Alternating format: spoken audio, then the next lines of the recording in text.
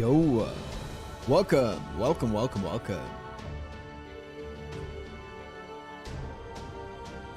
Hi guys, hello.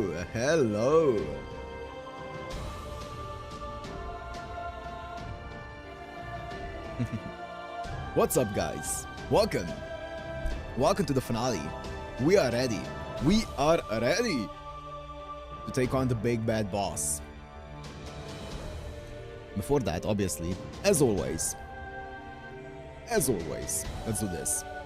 Who do we start with? Sigurd? Sure.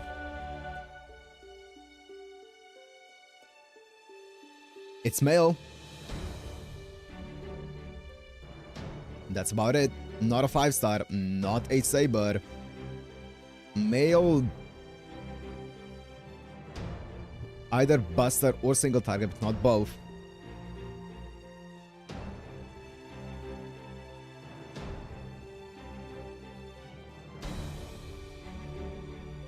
Not limited as well.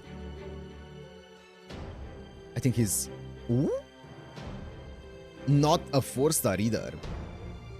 What's up, guys? What's up? It is a human, though. Art single target male. Probably permanent. It could also be a welfare. No, it's not 4-star, so it's not welfare. It's permanent. Not archer. Art single target.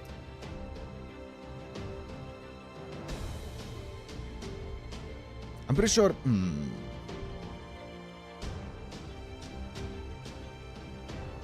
Class check. I don't know if he's arts. He's quick, AoE. Oh.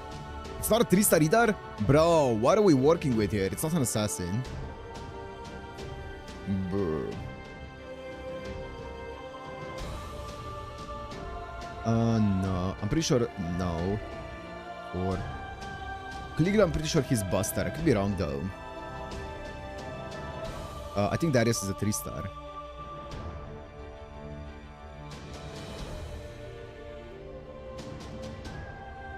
One or 2-star. 1 or 2-star male permanent art single target. Chenggong is AoE, right? Also, it has to be a human. 3-star, 3-star. Is Jill a 3-star? I think so.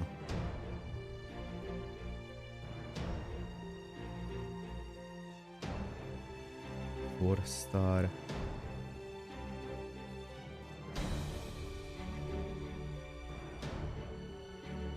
Oh, this is hard. God, I've never looked up these servants, so I have no idea. Let me try. I think William... No. I think William is like either special or AoE. I don't think he's single target. Let me try him. Caster check. It is a 2-star, I think. It is a friend point 2-star. He's AoE buster, Lamau. I think it is a 2-star though. Or it could be a 1-star caster, but I think it's a 2-star. Something, not caster.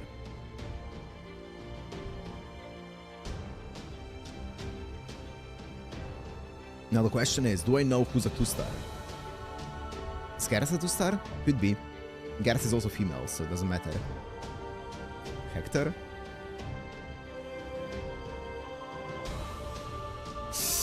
No. Oh, this is testing my brain. The low stars. Roma is 3-star, I think. I don't know.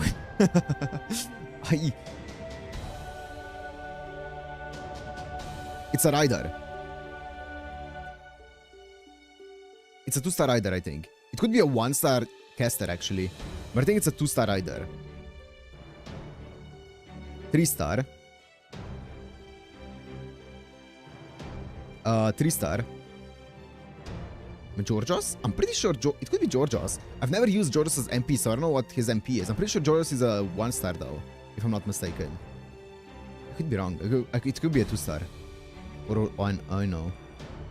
Red hair. I don't know what red hair is. Ushi is a 3-star. Let me try. Manjukardo is a 3-star as well. Maybe it is a Maybe it is a Georgios. I've never used Georges as MP, so yeah, that's news to me. What's up, guys? What's up?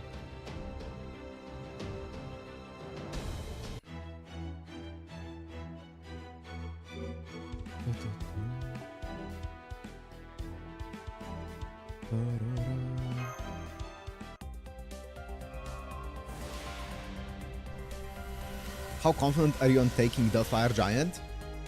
From 1 to 10? Probably like a 7. Or probably like a 3 in a fight. Okay, let's go.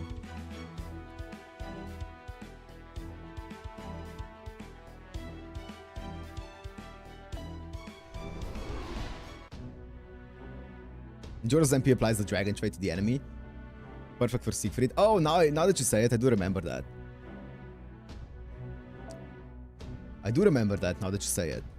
I've definitely tried it before once, and haven't tried it since. Let me see what the boss layout is for this is looking like, because I feel like we might be going into a lot of bosses now. This is section 15. It does not have a single boss. Wait, there's 3 sections left. I thought there were 2 sections left. Well, that's fine.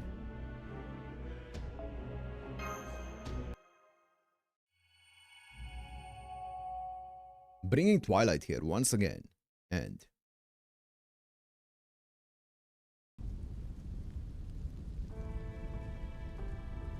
yeah, 3 boss fights left, exactly. I can't fail Lord Krishtaria. He trusted me with this. I can't let him down. This time, I'll not fail to live up to his wishes. I refuse to disappoint him, so I won't, no matter what it takes. And so, even if today is Sunday, I'll endure it. I know I can. Okay. I don't care if I smell my own flesh beginning to burn and char. Character development for Ophelia. I know I can stay my old reticent self, never setting one foot forward.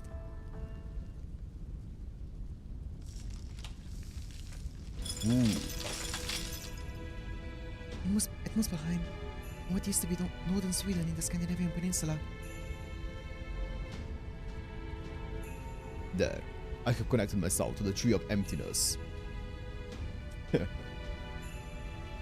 I could get used to this. Look, Ophelia. Look at what I have become. Look at the eyes that resides beside my flame. At last, I have regained Fenrir's authority.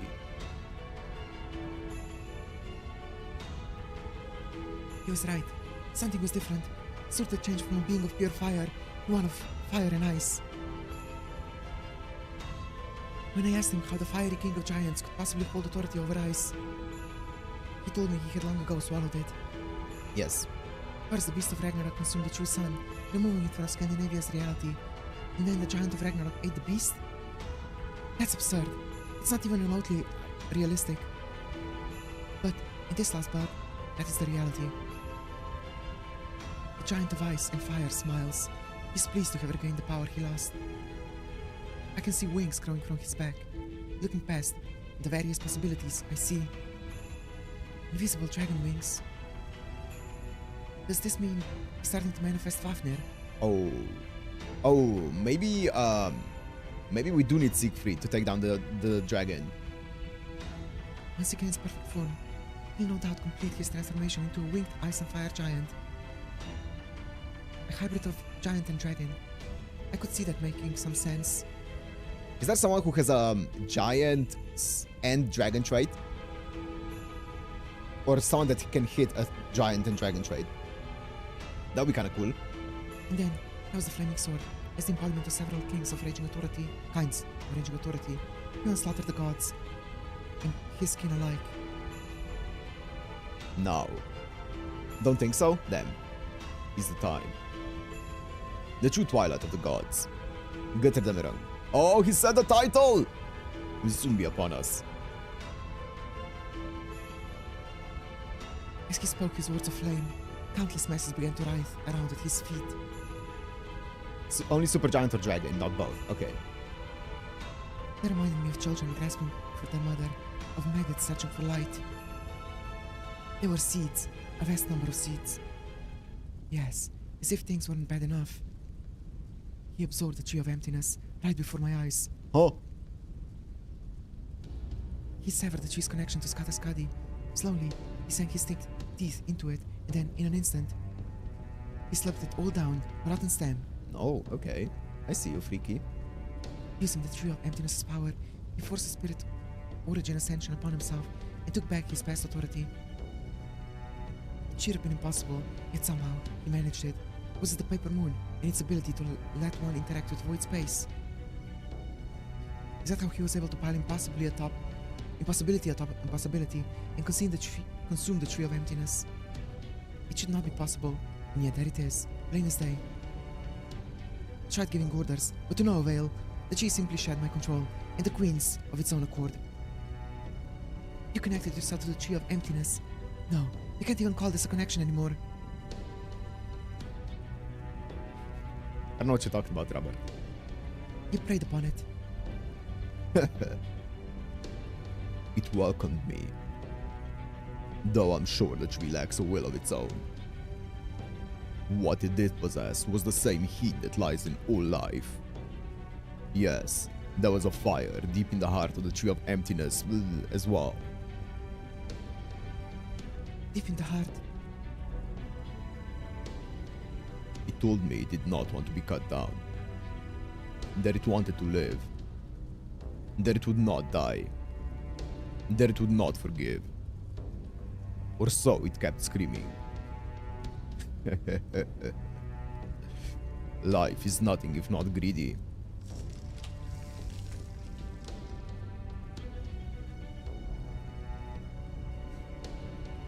They're vegetarian, yeah. Now, I shall burn everything. Starting with all life in this world. Yes, let's do it. Words alone are meaningless. Can I no longer fulfill my responsibilities? This last belt is done for. There's no turning back. My thoughts are a jumbled mess. It hurts to think. Something deep in my heart is holding me tight. It wears on me. I can feel it grinding, cracking. What was I thinking? Yes, we'll make a land fit for a god. Interesting. A new holy land, built on an earth that's been wiped perfectly clean. If nothing else, I'll never make trouble for him.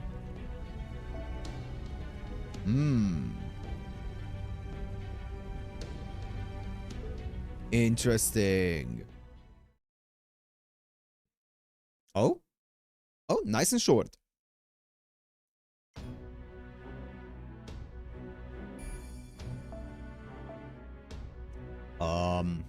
I see.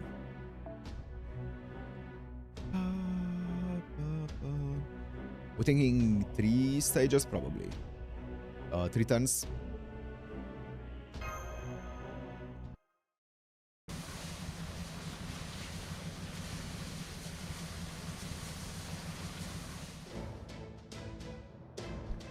How about to really kick it into gear here? If you're not a heroic spirit, make sure you're strapped in gear and tight, or you're liable to bite your tongue off. Whoa, we're bouncing all over the place. I know this isn't exactly the time to be obeying traffic laws, but you will not flip us over, Pikata. I'm not. It's not Picata. It's Minur. And I'm just getting the hang of the control stick, damn it. Hey, where'd Holmes run off to anyway? He said he talked too much and went back to the recovery pod. Mr. Great Detective pretty much just woke up to assess the situation and negotiate a bit. What an astonishing man. To think he remained so calm and collected even despite his many injuries. I take it this recovery pod is off that way. I shall grace him with one of my healing rooms.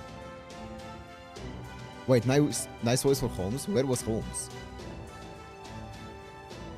There was no Holmes. Don't gaslight me. Freya, Linda, come with me. How many times do I have to tell you? My name is Ilya, but fine, I'll go with you. Understood. Man, imagine getting nursed back to health by an actual goddess. But that doesn't excuse Holmes' sheer lackerousness. Not that he's the only one here guilty of that. Well, there's only so much a man of his meager abilities can do. Not everyone can be blessed with an abundance of talent like myself, after all. And let me be clear about one thing. I'm not like the rest of you. I have no craving whatsoever for adventure.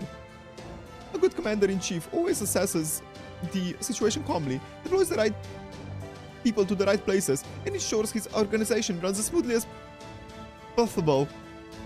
Ah, the tongue. Bro, you were warned.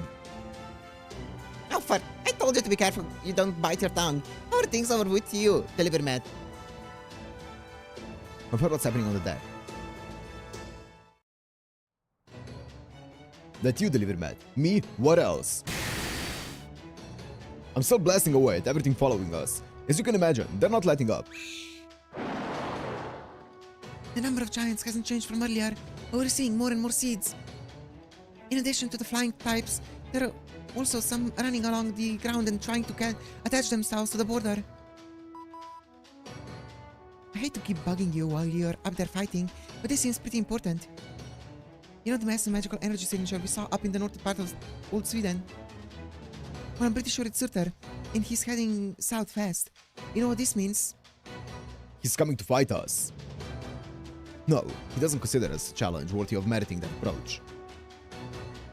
That means he must be headed towards something else. Something that does not exist in Muspelheim. For example, something that exists atop Old Lake Vanner. The settlement. Bingo! That's exactly where Sylvia's route will take him. He's currently headed due south. Wait, he's headed due south toward Lake Vanner, where the village is. Guess that means he got himself connected to the tree then. Damn it, now we've got to reverse course. Still, we can't just sit around complaining. If it gets us closer to him, well, so much the better. After all, I was really hoping to avoid the situation.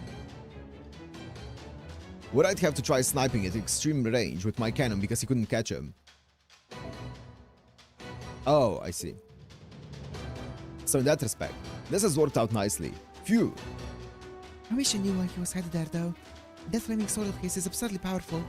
You could use it anywhere, and it'd still be just as destructive. So I go so far out of his way for one village. Does he just want to make us watch it burn? I doubt he'd bother doing something like that. I think Sigurd is right. Doesn't seem like he cares much about gods or heroic spirits. I do have a thought about what he might be up to, but that's not important, is it not? All that matters is that this is a stroke of luck for my Grande Army. It's about time I got serious anyway.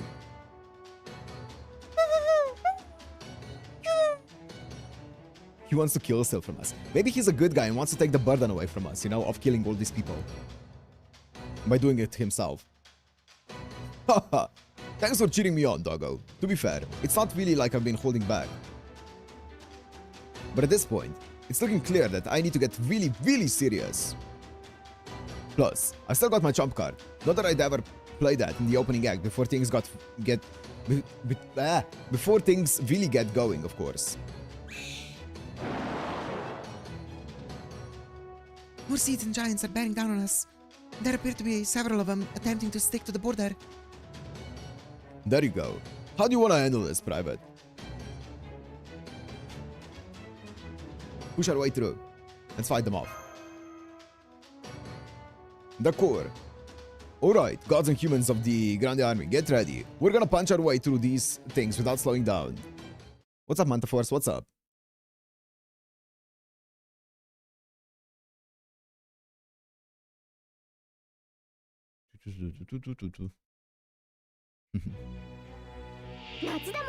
Bro, it's 2. Wait.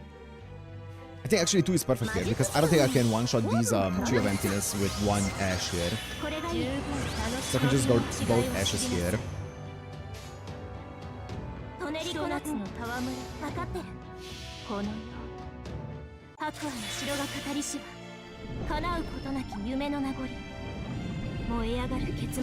Suspiciously 116 more.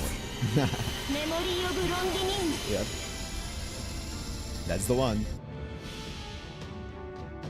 この一滴世界せっかくです楽しみなさい体を魂はほど We're so close to Bond 10 as well.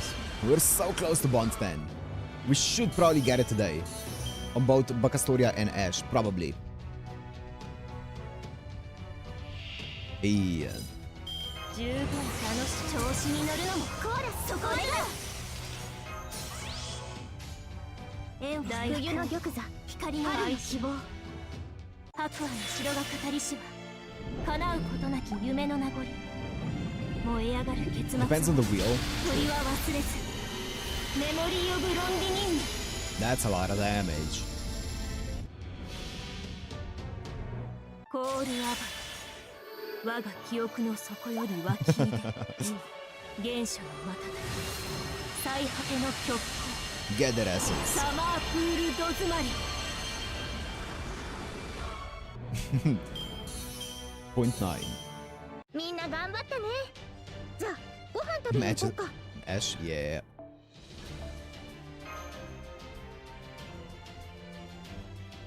They actually count as threat to humanity. Oh, that's cool.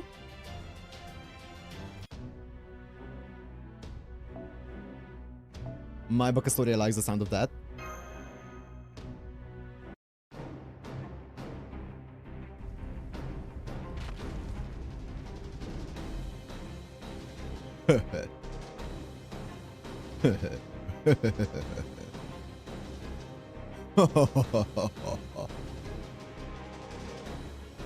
The lost belt is starting to fall apart. Its snow is melting, its mountains crumbling, its seas evaporating. Even though he can't possibly be as tall as a mountain, every step he takes shatters peaks of ice and snow. Perhaps it's the after effects of the maggots, the concepts of destruction squirming around at his feet, but each time he advances, something shatters. With each step he takes, something burns. Humans. Gods. Seas, mountains, rivers, sky, beasts, insects, flowers, plants. None of them should exist. I'll turn them all to ash. He slowly raises a sword in his right hand. The sword of the end time. The sword that will bring about Ragnarok. It might be amusing if I were to finish it. What this king of demon gods began. Oh, if I were to finish. Then again, as long as you're with me, perhaps your serious slight could accomplish the same.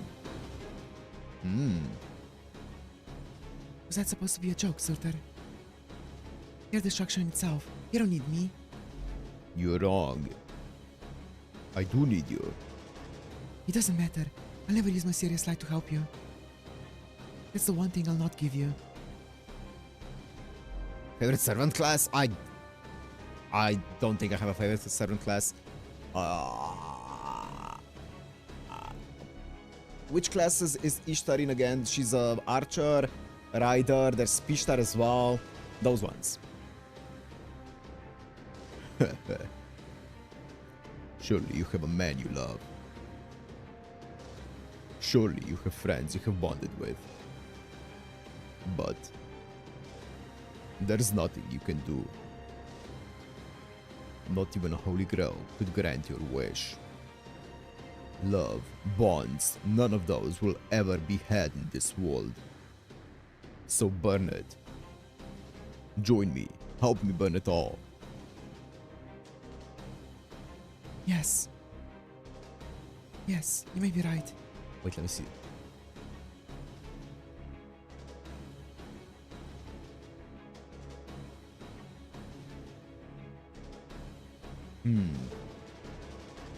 My wish will never come true.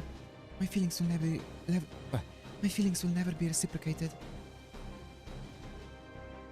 In which case, I throw myself, my eye, my soul into the fires and I can't. Something deep in my heart is gripping me tight. So tight, it hurts, it hurts, it hurts. I can feel my heart grinding, cracking, shattering. If I give in to this pain, I'll end up just nodding in mindless agreement again. Then, something will surely shatter and disappear. It hurts, it grinds, it cracks. Wait a second. This is a curse. These aren't just words. Okay, I thought so. I thought so. The way that it was portrayed, I was... Okay, it is a curse. Okay. These aren't just words. It's an evil dragon's curse meant to destroy the target's soul and mind. This sensation, I recognize it. Surtr, what did you do to me? All this time, have you... You certainly fought tooth and nail. But it's too late. By now, at least half of your soul is melded with me. Ophelia, come watch this planet's end with me.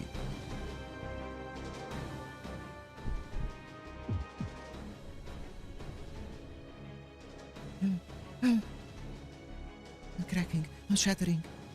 It was over all too quickly. In a flash, his flames billow up inside me. Something deep within me burns to cinders as my heart is engulfed in flames. Yes, that's a good idea. I'll feed this world, this last bell, to the flames. No! She got taken over! Her mind got taken over! Ophelia. The time has come. The tip of his flaming sword pierces the sky. Our destination is now in sight. Lake Vannon, located in the southern part of old Sweden, near the border between the domains of ice and fire. There are several villages and animal habitats located in this area. It's rich in life, at least by this world standards. I see, he wants to show me. Show me the glint of his fire as it reduces all life to ash. Ah, he wants to be in a bit of a power trip. I can see it. I can't help but see it. The village built atop one of the 10 remaining ley lines here. As I watch, a sword compromised solely of magical energy, superheated to over 4 million degrees Celsius. Descends toward the village in the blink of an eye, like a shooting star. I saw several possibilities, but my magical energy isn't nearly strong enough to pin any of them. Huh? Oh. Is that the sun? No, it's too bright. What is that? It's beautiful. Oh. Oh. Oh. Oh. 07. Loopter. Legjard.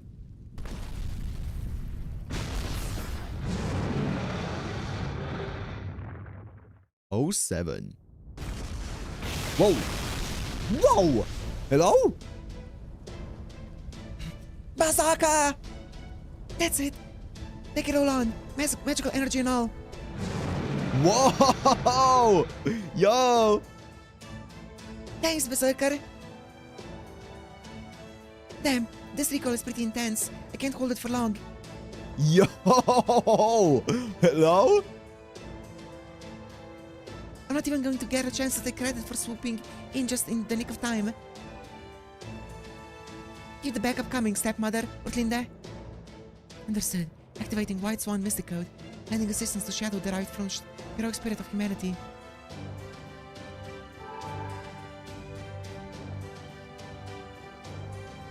I shall manifest multiple divine iron shields at once. Surtr may have shattered them all before, but it should still be better than nothing. Luckily Gilgamesh is not here. Using primordial runes to simultaneously summon a large number of divine iron shields, I see. Wait. A large number of divine iron shields, eh? I see Skataskadi's magecraft is truly awesome indeed. Unfortunately, she's correct. These numbers paint a merciless picture. We're not likely to last more than a few minutes, or perhaps even a few seconds. If our resistance fails, all of Scandinavia will fail. Sigurd, Brynhild. I'm already using my runes as well, but they're only doing so much. We're doing our best to defend and reinforce the heroic shadow and the cluster of shields, but I'm afraid... We do not have anything that can turn the tide in our favor. Mesh, Livermet, I'm afraid we need to start defense now more than ever. I know this is a lot to ask, and I wish I didn't have to ask it, but right now, you two are our only hope. I'll go. This is what my shield was made for.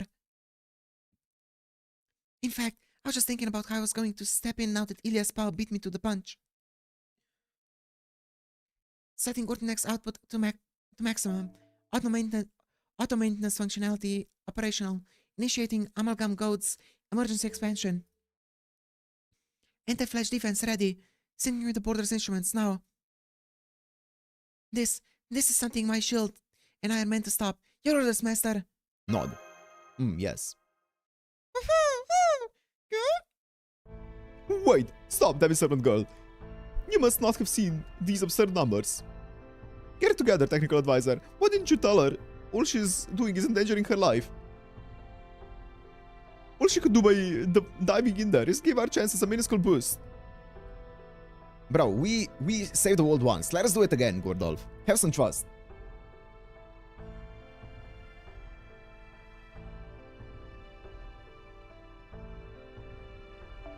That's true. The odds are majorly stacked against us. Putting everything we have into a strategy with the lowest chance of success is downright insane. It was true of our battles in the singularities, and it's true of our battles in the Lost Belts. Each and every time, we've given those two the same order, make it back alive. That's what it means to take on the entire world, in Russia as well as Scandinavia. I have no doubt we'll face the same challenges in the other Lost Belts as well. Besides, they do have a chance. They've miraculously defended against large-scale attacks several times before. I'm not talking about their past accomplishments. All I'm saying is there's nothing they can do now. The lack of trust in us is astonishing. With all due respect, Mr. Gordolf, their odds of victory are not zero. Are we not in a position where our best course of action is to take our chances? Oh, I could punch you. I won't, since I know it won't do a thing. But damn it, if it isn't tempting. Says the most... let's do this. Ignore the mesh, let's go. Yes, master, heading out. We won't turn back. We can't turn back. We have a responsibility to fulfill. Sheesh. I mean, I get why you're feeling desperate, but still. A responsibility, huh? Yeah, I guess you've got a point. Anyone who moves forward through the sacrifices of others must carry the responsibility for those who they left behind. Believe me, I know. What's up, Ezakwang? What's up? You need to call that responsibility. Right, I see. If you decided you want to go out there and fulfill that responsibility, that's fine. I won't stop you. But, aren't you forgetting someone? Say, Supreme Commander of the Grande Army. How is that even possible? I'm not exactly a wallflower, you know? Napoleon? Yeah, that's right, Napoleon. Yo, okay. I'm right here. Is that me or is that Mash talking? I turn to see a man standing tall. The beyond enormous cannon he holds in his arms is aimed skyward. His smile is even more dazzling than the rays of destruction bearing down upon us. There this good fellow stands, wreathed in flame, looming as large as any giant. Impossible? Is that what you said? It was, wasn't it? Ooh la la, that's the sort of talk that really gets me fired up. Private, Mesh, little mademoiselle, old man, here's a bit of trivia for you. When people talk about something being impossible, what they're talking about, what they're really wishing for, is hope. What if? If only. That sort of thing. CG budget so that they reuse his noble phantasm cut in. It's fine, better than nothing. I don't know what Napoleon Bonaparte was like when he was alive. I'm pretty sure I've got more than a few centimeters on him, for one thing. At the height of his glory, people thought maybe Emperor Napoleon could win this fight, and so that is what they wished for. When his glory began to fade, people thought maybe we'd be happier without Emperor Napoleon around, so they wished for it too, or for that too. Know what happened as a result? I made both wishes come true. How do you like them apples? I granted the people's wish for me to win, and I granted the people's wish for me to fail. And that's what it all came down to. That's who I am. The hero I am, the heroic spirit Napoleon that humanity inscribed, is a man who makes wishes happen. Victory cannon line of fire, all set, angle and height, all set, victory shell locked and loaded. I'll admit, things are looking grim. We're all out of options. But that's nothing new, right? Especially not here. Here, it's been that way for a long, long time. This lost belt never had any future. Nothing in the way of hope. Nobody can wish for anything here. Not humans, not gods, not even giants. They don't dream about tomorrow. They don't wish for anything from their future. In which case, somebody's gotta show them what it means to hope, to wish. No, scratch that. Not somebody. It's gotta be me. The fiery good fellow assumes his gunnery stance and smiles. This man, who proudly calls himself a hero and certainly lives up to the title, does not hesitate.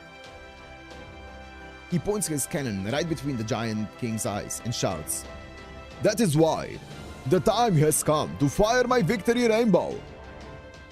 This is my final trump card. Try this on for size, you monster! Arc de Triomphe de l'Etoile." Sick. That was sick. I don't know if it's gonna do anything, but it looked cool. That was a cool speech as well. But I was spitting. Yeah, it was full of testosterone. Yeah. Oh, okay. Human heroic spirit. You would block my sword.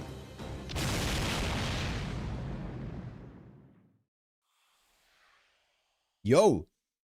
Oh, he Stella'd him. I didn't realize I was a Stella. Sorry about this, Private. The thing about trump cards is, they take everything you've got and then some. Under the right conditions, you can pull off something incredible.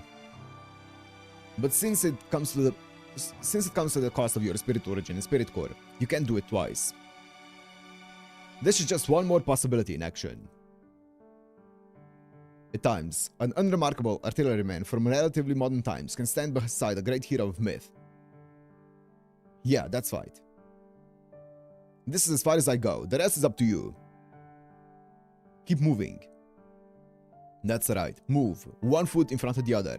It's okay to hesitate. It's okay to be afraid, but don't stop. Right, left, forward, hell, even backward. Keep going wherever your mind takes you. But don't ever stop. Don't ever retreat. Don't ever go back. Keep moving as long as you still draw breath. Wherever the living go, that's where humanity goes. You're never completely out of possibilities. There's always something you can do. You destroyed the bands of light that threatened to incinerate the whole world, right? No reason we can't stop a sword threatening to do the same to this one.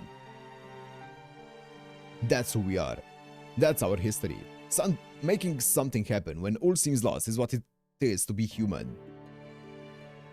That said, being human also means you will see a great many atrocities along the way. Seeing all that crap and still smiling like a damn fool is the best part about being a foot soldier. Oh, that was sick. I don't remember any of the EOR singularities having like any great speeches. I feel like the last one that we had was the Jean d'Arc one in Solomon. At least I don't remember any insane speeches in EOR. This is the first one since then, I feel like. That rainbow, it came all the way here. Then it popped and disappeared. Muramasa? Oh yeah, Muramasa had a pretty cool speech, yeah, I guess. Yeah. Who's this? This is not...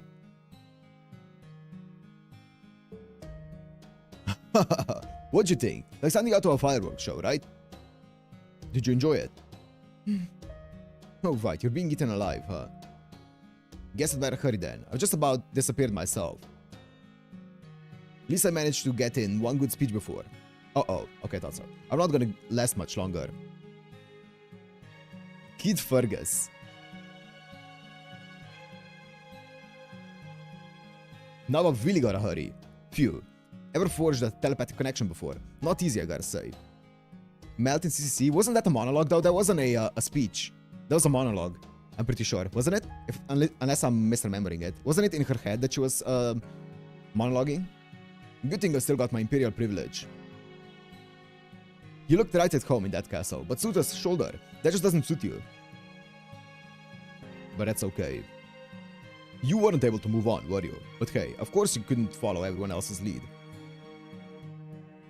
That's the whole reason I came here. The whole reason?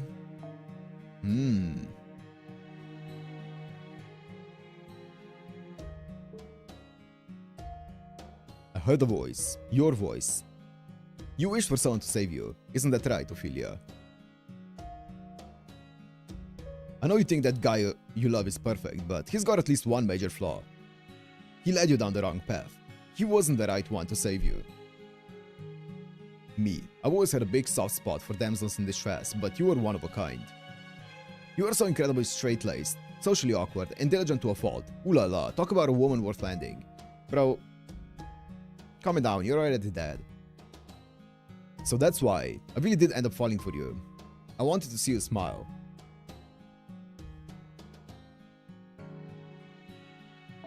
Of course, that's probably not gonna happen now that I'm about to fade away and all, but hey, you can't blame a guy for trying.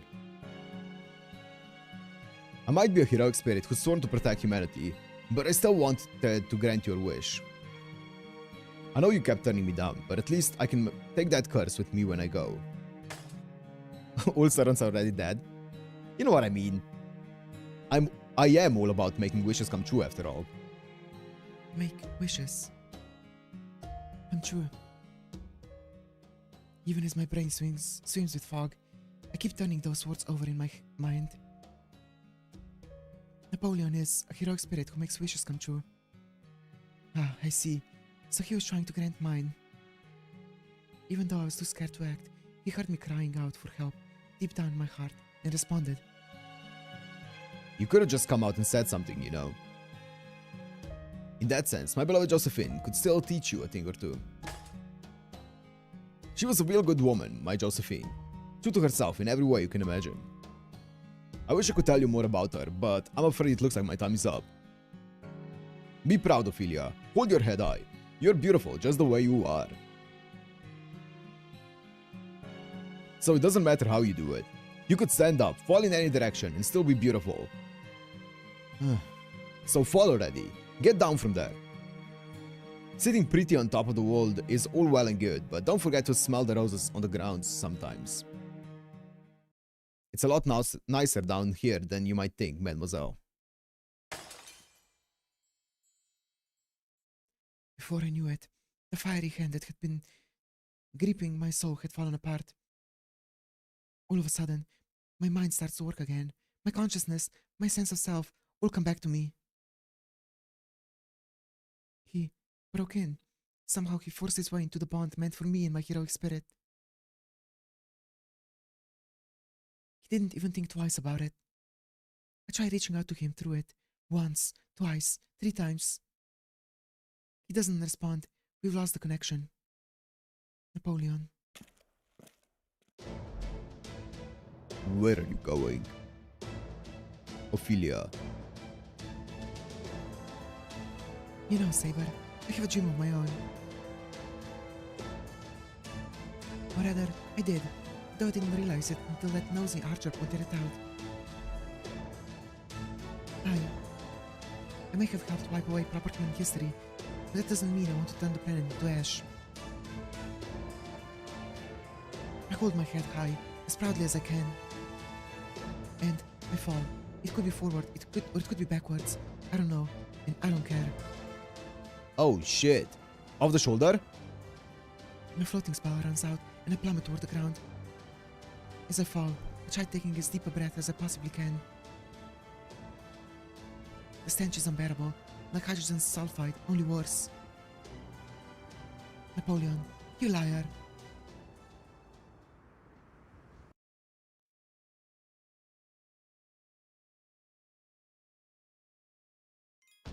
Oh, dude. Ophelia is such an incredible character, man. The parallel between her and Wodan talking back to a god, and now her finally fighting off a god, or talking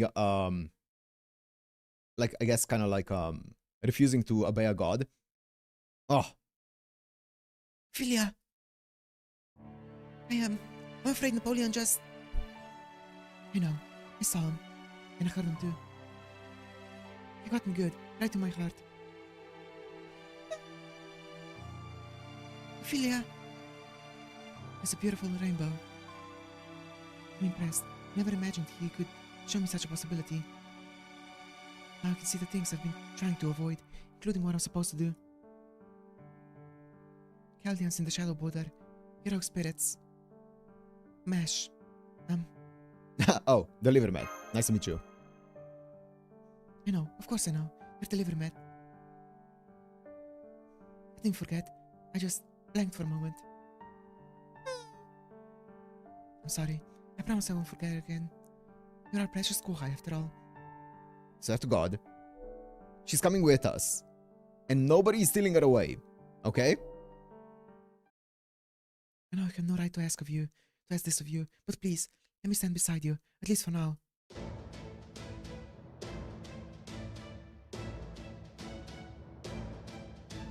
Once that monster has reformed his head, he'll start moving again.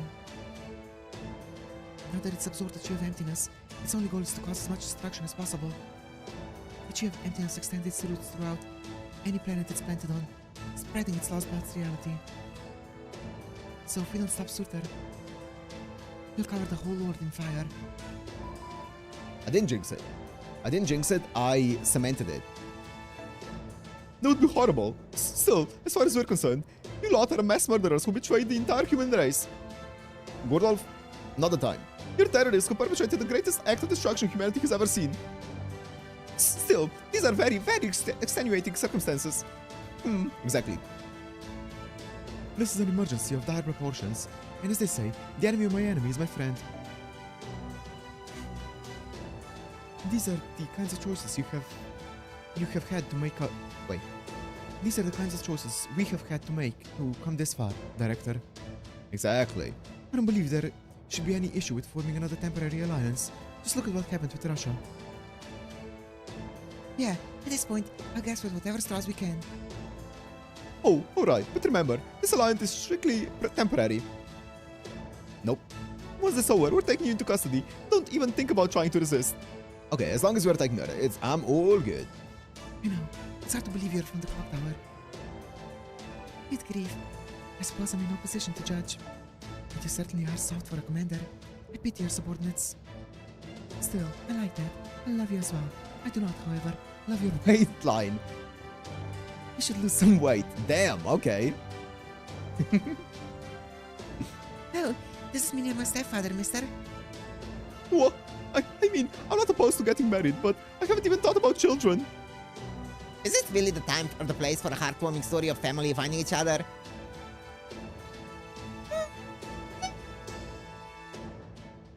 I know that. I was just kidding.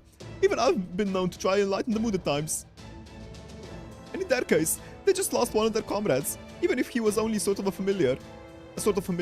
Still, regardless of what he was, it's always difficult to say goodbye to someone who looks and acts human.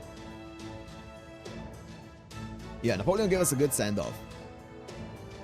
I see. Well, if you're sure, that's alright then. Philia Famers alone. Just to confirm, you did form a servant contract with Surtr, did you not? That's right. It was a highly unusual case, but I do have a contract with him. What about your command spells? I already used all three. Still, I think it should be possible to forcibly break the contract. Yeah, we need to wait 24 hours for the command spells to regenerate.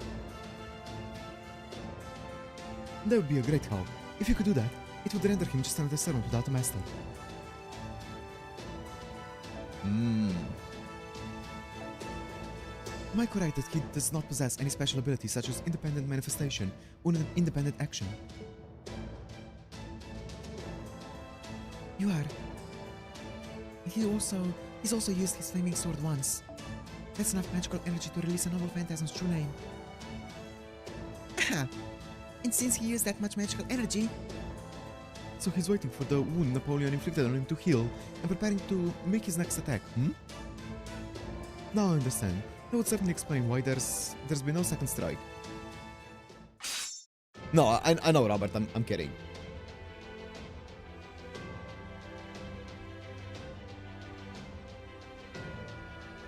Then I shall engage and defeat him right away. Brynhild. Yes, Sigurd. Let us go together. The Emperor of France's rainbow is still there, giving us strength. Indeed, now's our chance to end this. Agreed. King of Giants or not, I know we can win if we all work together. Yes, Master. Dornlex's output is stable, and all systems are operational. I'm ready to fight. Ophelia, what else can you tell us about Surtr? Nothing. I'm afraid I don't know that much about him. So instead, I'll do whatever I can to help Mesh, to help the heroic spirits fight. Nice! I'm going to sever my servant contract. The King of Giants may have tremendous magical energy, but that's true of every heroic spirit. Once he loses his source of magical energy, he won't be able to maintain his existence as efficiently. That should buy us some time until his second attack. Are you certain about this, Ophelia? I may have failed to notice Surtr hiding in your night. Now that I know, I understand what you're going through. No human can summon a King of Giants. A human body is simply not capable of serving as an anchor to keep a void being tethered to reality. A heroic spirit can use a human to tether themselves, but a King of Giants... See, it's that eye of yours. Your mystic eye was made to serve as his anchor, was it not? Wait, no! Shoot! Oh, bro. Uh-oh. And in order to completely break your contract with him... Ophelia! Oh, boy. What's up, Emmanuel? Hello, Fo. I haven't seen you in a long time either. I always did want to try petting you. May I? Aw. Ah. Thank you. That was all I needed. And thank you too, Mesh, for worrying about me. But it's alright. This is how it should be. I'm doing this because it is what I chose. If nothing else, I want to live up to his expectations.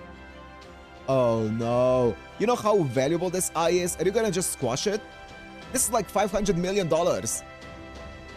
So, I'll clean up my own mess. It's the least I can do for Lord Kishtaria for accepting me as a cryptar. No, for sacrificing myself so that I could live. For insisting that mine was a life worth living. Oh.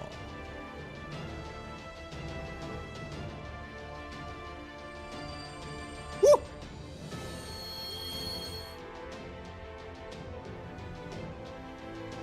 Killing gods, I see. We're about to. Dude. Looks so sick. My mystic eye is true worth. It doesn't lie in seeing possibilities or even in narrowing them down. No, its true value is as a keystone. A spiritual keystone capable of keeping a divine spirit class King of Giants anchored to reality. Removing this eye will break my contract with Surtr. Rika Takanashi, true. But mystic eyes are connected directly to the mind.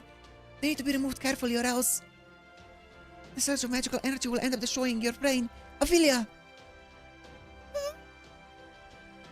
Goo. See, you're prepared to die if necessary. Right, Ophelia? Right! Oh, that's icky. Good.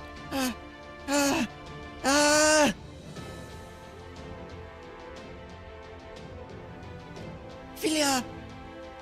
Disabling Mystic Eye and its magical circuit connection. Now! My Mystic Eye will lose its power and its keystone functionality at the same time.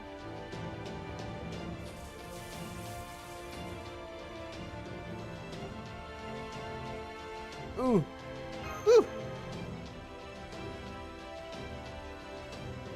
It's not over yet. Sigurd, great hero of Scandinavia. Please, help me, just this once. I need you to cut Surtr down. Right, Sigurd, his contract with Ophelia is still in effect. Understood, Master. Activating demonic sword. Shine, shine, shine! Now is the time to shine brightest. Serious light!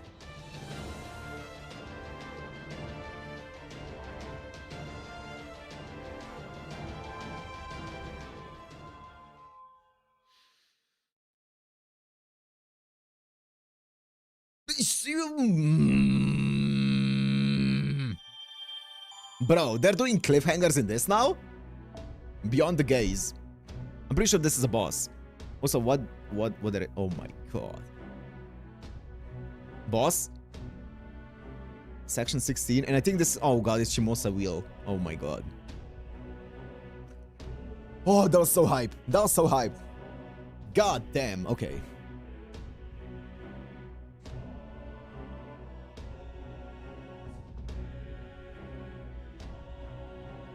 Survey says the first boss of 3 today is... Bro, is it like this, like 4 in a row or something? I think this is 4 in a row of old player or old player experience. That's kind of insane. That's kind of rigged, I think.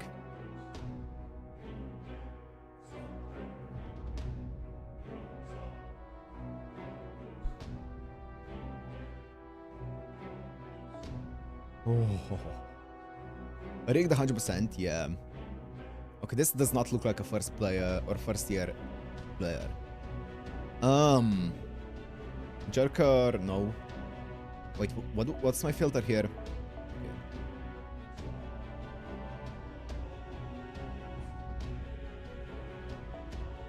That's it. You can reroll? Nah, it's fine. Chloe, hell yeah. Oh yes, we can use Chloe, that's right. Wait. Oh, I could also use Uriel. Hell yes. Yes. And then I can also use Hans as a support if I need to. Is Miu considered first year? Was there an event with Miu or something? Oh, actually Mesh is. It's fine. I don't need... oh, Jerker's not it.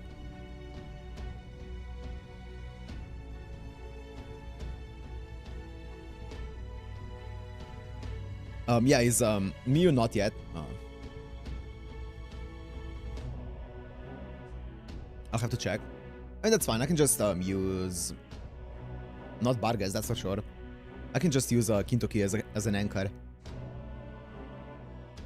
Yeah, that's fine. Miu not yet. Okay.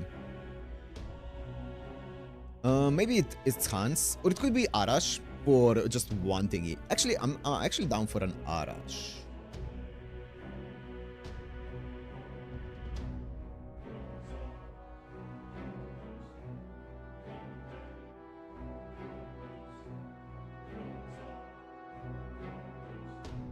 One, two, nuke in, yeah.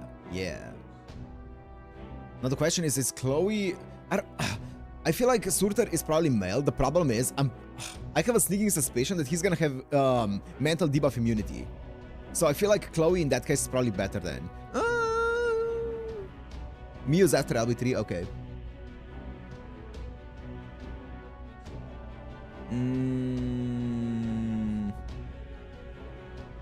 He's male. I think Uriel still does more damage than Chloe. Honestly, she lacks the thingy. She lacks evade, but she still does more damage than Chloe, even if she can't stun anyone or she can't charm anyone.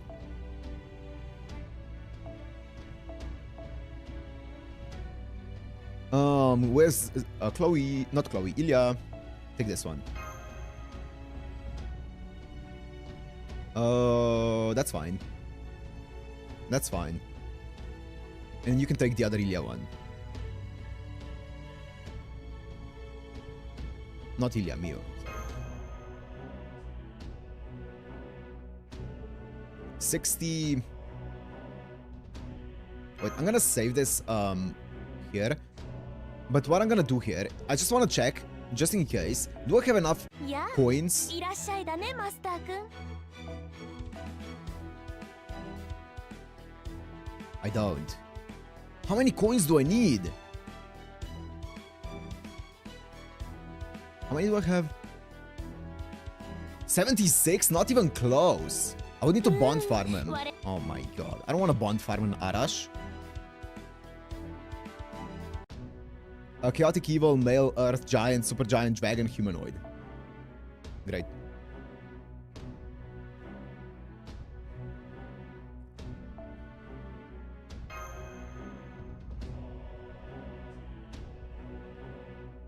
Do you have a dragon trait?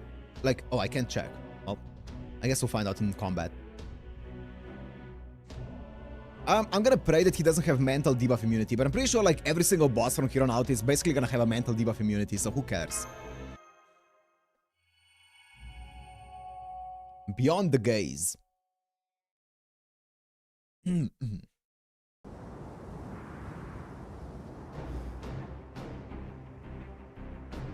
Go forth, valiant heroes. My rune shall give you invisible wings with which to fly. You need to pull FP during Guda Guda or Christmas? I will. I'll do that. Take to the skies, defeat the Great Destroyer, and extinguish his flames. Each of my villages makes use of the Earth's ley lines in order to maintain a hospitable environment. There's little mana left in these lands thanks to Surtr's last assault, but what is there should still prove helpful. His choice to attack his land will be his undoing. I shall draw upon the ley lines' power and use it to bless you with my protection. The world shall finally have its revenge for what he did during Ragnarok. So that's why you're underground too, huh? I can see the sense in that. But what were you thinking? Asking me to help with support magecraft? Runes don't come easy to this spirit origin, you know? No, do not be like that, Freya. You should be honored by this chance to touch the primordial runes bestowed upon me by Odin himself.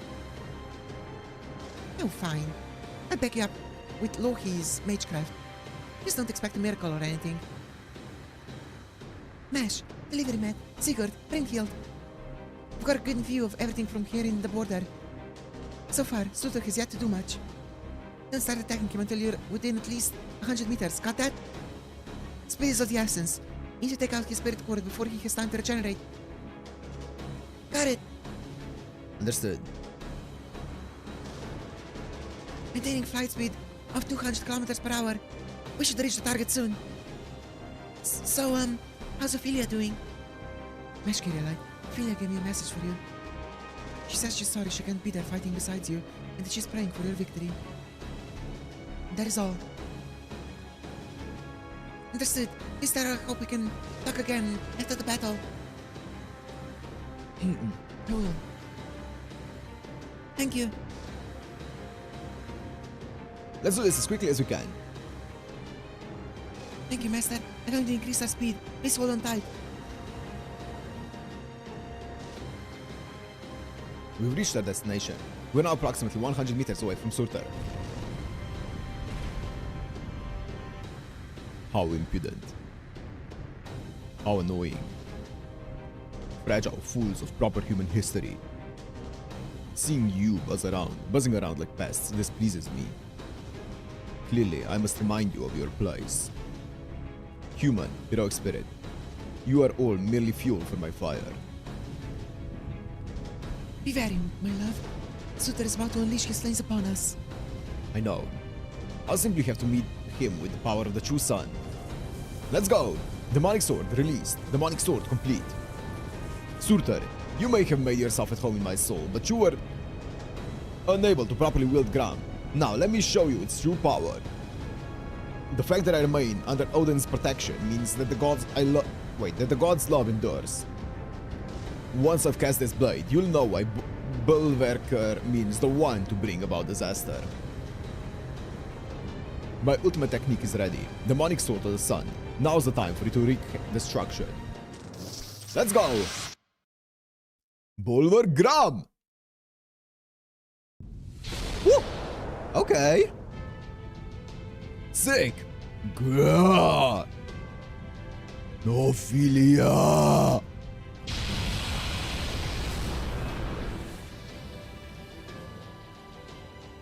Surtr. You destroy the world merely to satiate your tremendous greed. Then you are an evil dragon. You may not have wings, but you have become Fafnir nonetheless. You're the embodiment of greed and evil. And so, my blade will strike you dead in a single blow, for I am a hero who made his mark on humanity by slaying a dragon.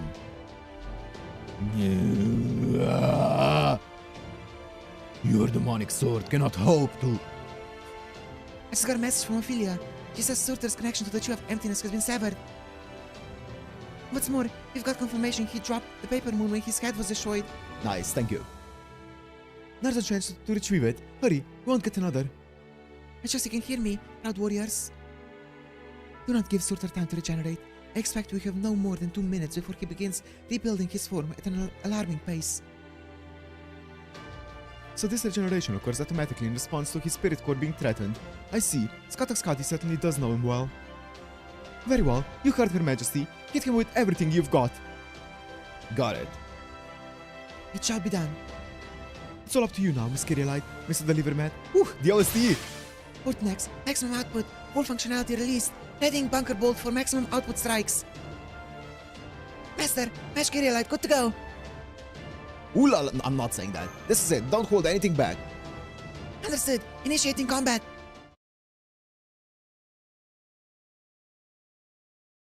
Oh, this is so hype. This is so hype.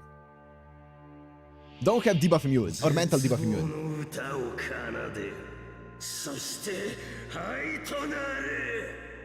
Sheesh. This looks sick. Please. Oh, for fuck. Of course. I mean, it makes sense. Increase damage dealt against Divine. Dragon enemy, nice. NP5 Sigurd. What's this? Increase MP strength, apply burn immune, apply resistance against all attacks. Okay. Bro?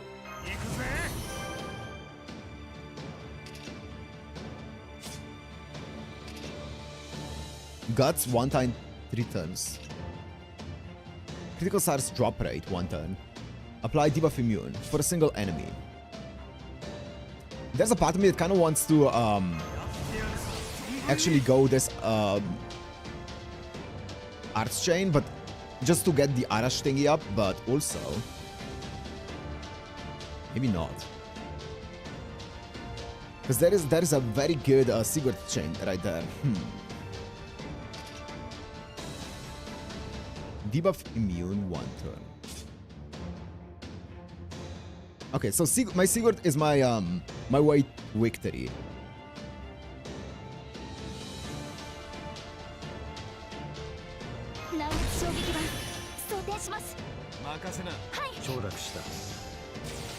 Quick up. Skadi, I swear to God. Okay, that's fine. Staff destruction. Oh, Ophelia.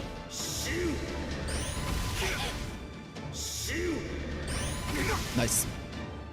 Sigurd's taking some damage here. That's fine though.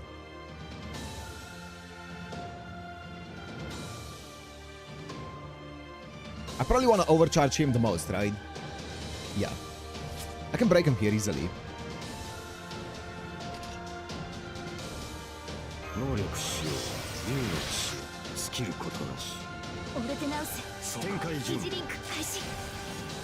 It's fine. 神明凍結展開これは多くの道多くの願いを受けた幻想の城呼応せよ I feel like this is way too much damage. I feel like I'm gonna over damage him so much, which might not be the optimal play. Actually, no, it's not. He only did 57k.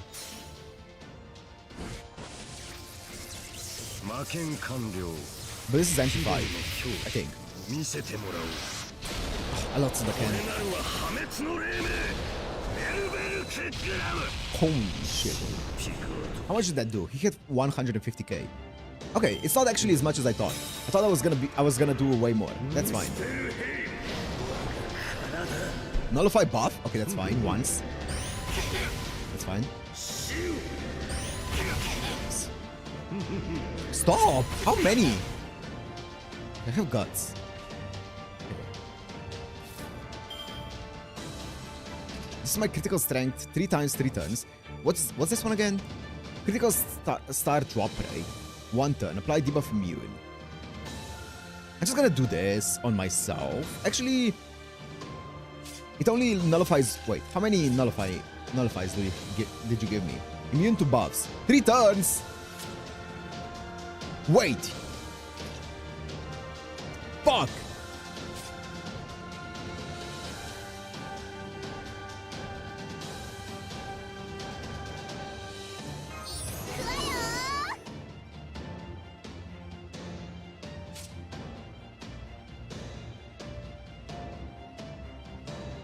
Also, my Uriel is divine, bruh.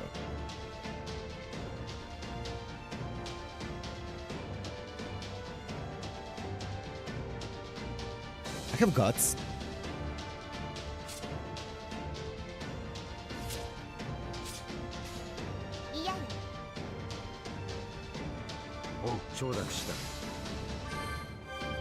Ooh, okay. Bet. I should have used his skill 2 before he got this nullify buff on me. Stop, bro. Okay, attack up, that's fine. Or not skill 2, skill 3. I should have used his skill 3 before he got the thing on me. It's fine though.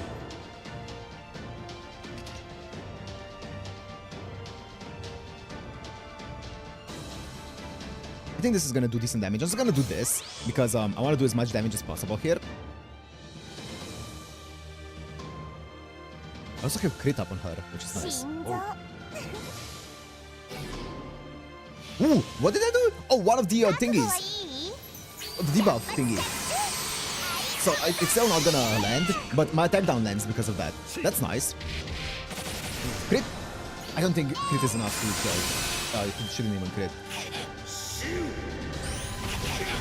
Stop, bro. Can you, like, chill? My mesh is dead. My Uriel is dead. And you didn't even proc my guts. Okay, that's fine.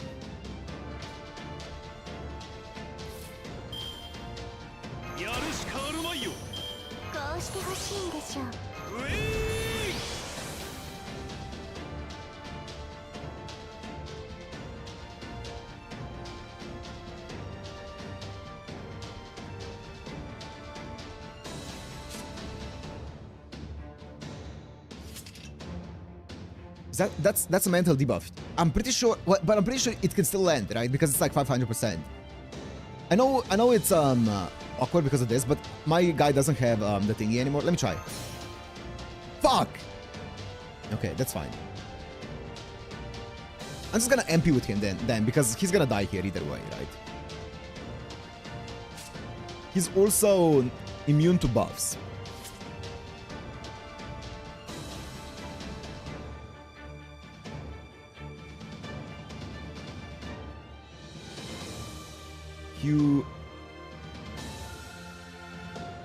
I MP with him. QA. That's fine. I get both of the thingies up. Then do you think I can one-shot him next turn? Or nah? What's this again? It's Gatherate, right? And those are... You have any switchable sub-members? I thought so. Okay. Let me just use this because I want to see... Okay, yeah. Just wanted to make sure that I'm not missing something here. Fuck, that's unfortunate, but... I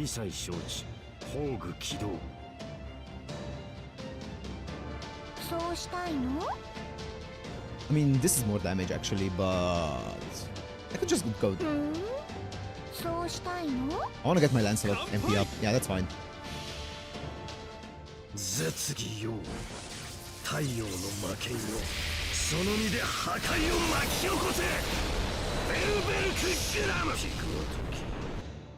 I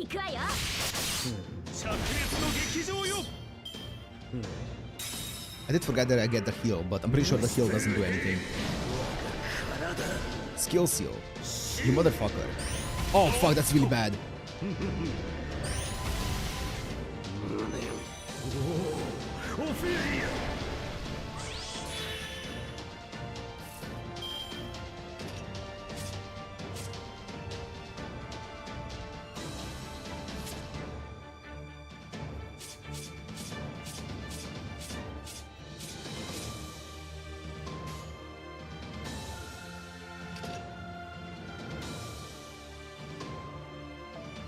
このような姿だがとっておき奥義見せてあげるわ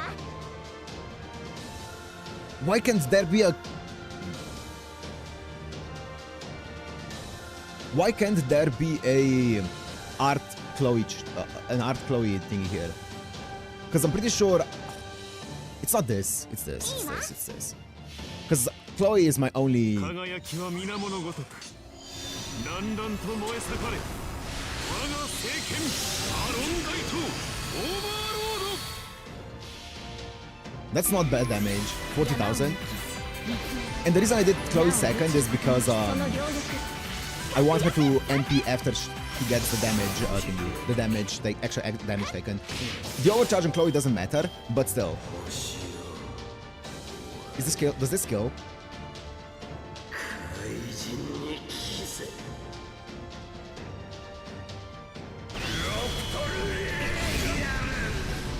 Wait, where's the damage? What? Okay. Also, is it a? It's.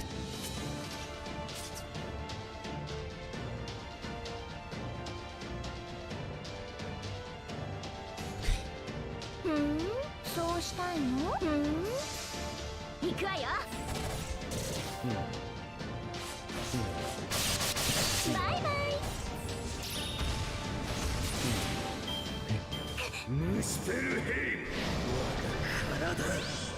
Stop attacking up, please. この姿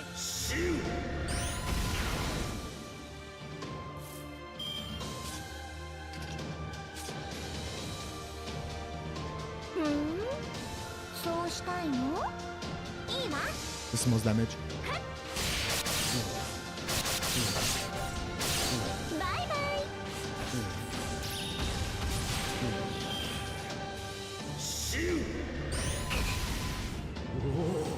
オフィリア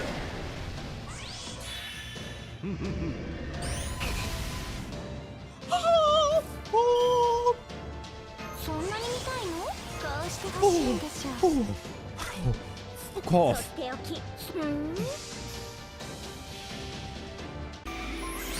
山を抜き水をなお落ちることなきその両力確約させ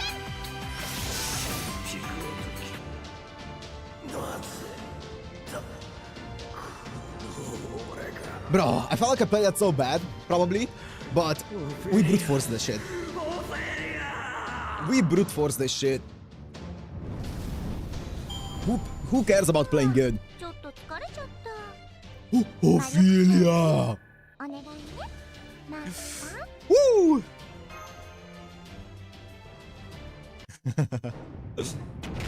Oh, man.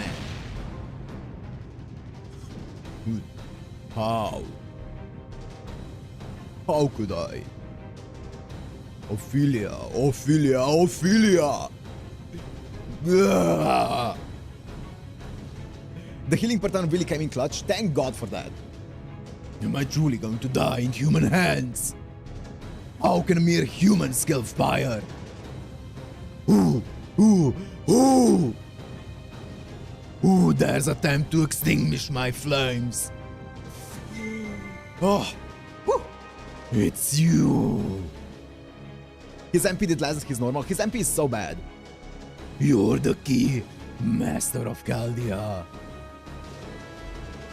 Then, if I must fall, I shall take you with me. No. You will not. Gah! No, no, no, no! You may have cut off my arm, but it's too late. I've already inscribed the death rune upon him. Senpai! Die, Master of Chaldea! This feels like a moment where someone sacrifices themselves for us. Please don't. Close your eyes and use a command spell. Shit yourself.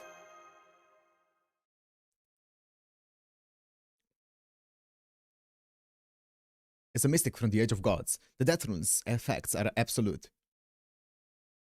Death will come well before you can even draw upon your magical energy. Strength will immediately fade from your body. And then, a fall. But you'll not collide with the ground. No, your body will catch fire and burn to ash. By the time you reach the ground, there'll be nothing left of you. Oh, is this Ophelia? That mesh girl will cry out your name, her shield falling from her grasp in shock, but you'll already be gone. That white beast, will yell from his spot on the ground, and then it will all be over.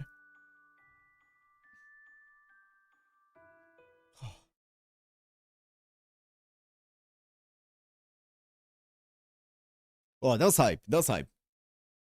Barely managed to do it.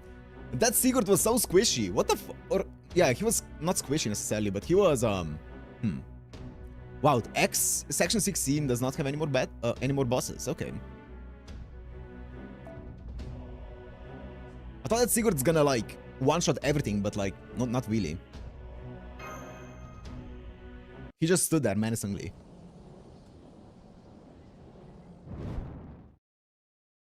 At least he had 50% battery. Oh, true. The CE, yeah. So he managed to get what, two MPs off? Yeah. Master! Master! Master! Yes. Yes, that's what I like to hear. He had 55% damage resistance. He just crumbled under those attacks. Yes, your life does have worth. I guess he does have attack up against Divine, so. The screams of one crying out in despair. That is life's one redeeming quality. Did you really think I would fall alone? Haha, if I must die, I'll bring all of humanity down with me. What's up, Luna? Ophelia.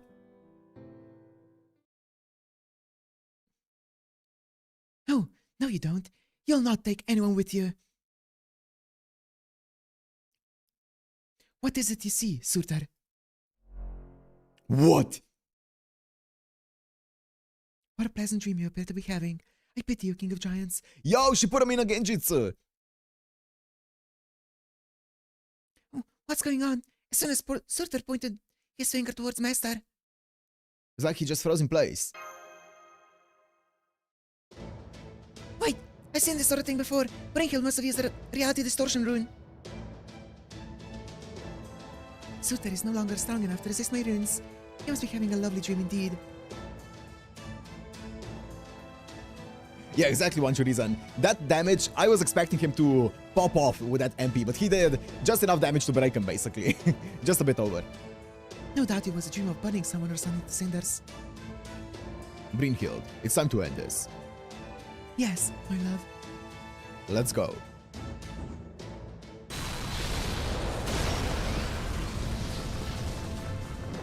Gah! This can't be how I die. I was going to destroy this entire world. Afterwards, he eat his ass? Who wouldn't? Who wouldn't, Zeno? Ophelia!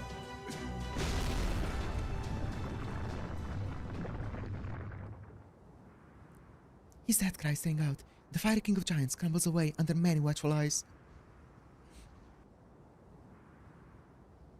One set belongs to the shield-bearing girl, another to the boy with black hair. Yet another belongs to the dragon slayer with the demonic sword, another still to the eldest Valkyrie. There they watch in silence, floating 500 meters above the ground, the howling wind whipping around them. And then, a few seconds later, the King of Giants, along with his flaming sword, are gone. Not a trace remains.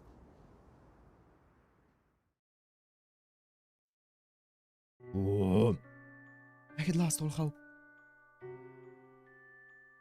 I had tried rebelling against my fate. I failed to trigger the end time as I was meant to.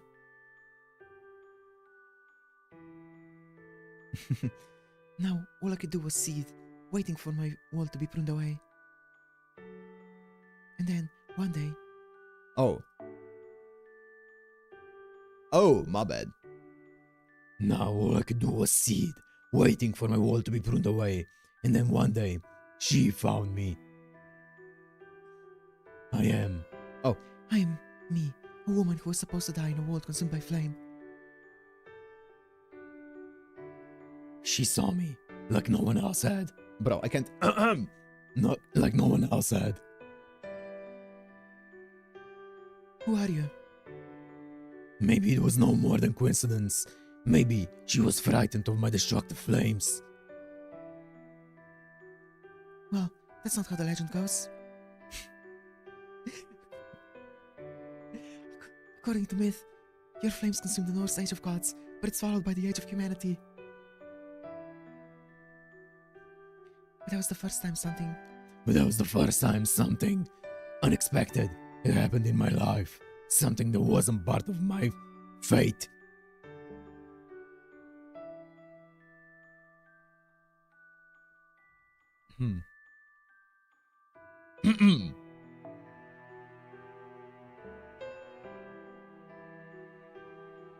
Gonna have your throat racked by tomorrow.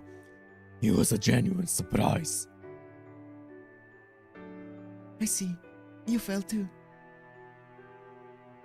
Ophelia Famers alone. Such a pitiful, foolish woman. So, your world's ending too. The woman who taught me that it was to be surprised when I had no future. What it was to be surprised. The woman who found me. The only one who ever spoke to me through my smoldering flames. Ah, I wish there was something I could do for you. But I'm nothing more than fire and destruction. So then, how? Then you and I have that in common. How can I ever repay you? It was nice to meet you, Fire King of Giants, but now, I guess this is goodbye.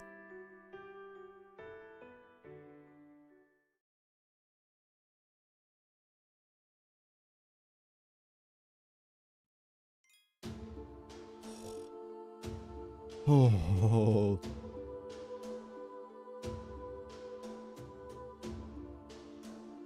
Surtr MP does 300 damage and 200 plus to Divine and inflict burn with 3 hits. I don't know how he didn't do damage. I have no idea. He did 0 damage. Or 300%. Yeah. 4 arrows to go. Let's go.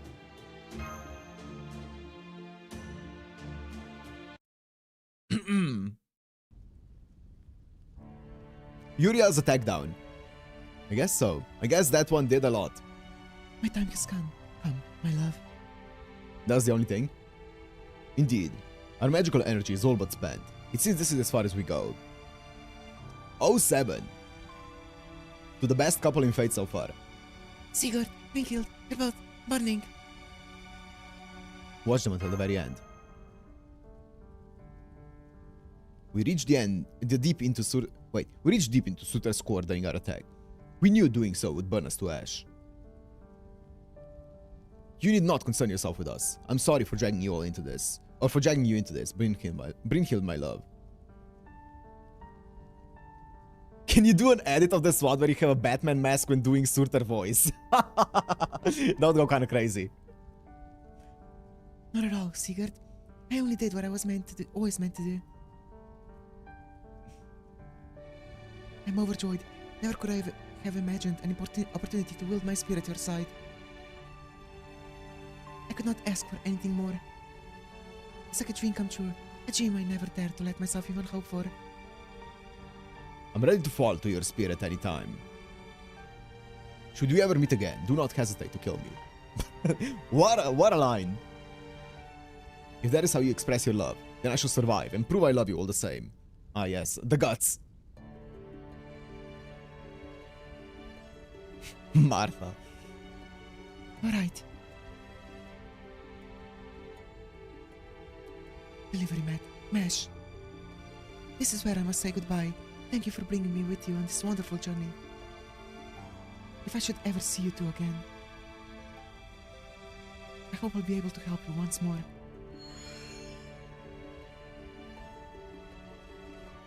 the next time we meet. I hope I'll be able to be of help to you from the start. I'm sure we'll see both of you again someday.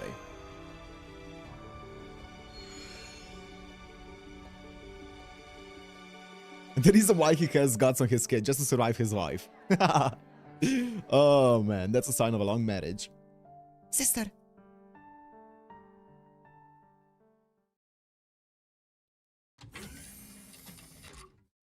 We're returning to base. I mean, last time when being easy to tell, they snuck away to make out. Yeah. Oh, Sigurd drenching his blood and smiling happily. Nice. So, can I ask where Ophelia is? She's in the infirmary. My technical advisor and this last world's queen are treating her as we speak. Thank you.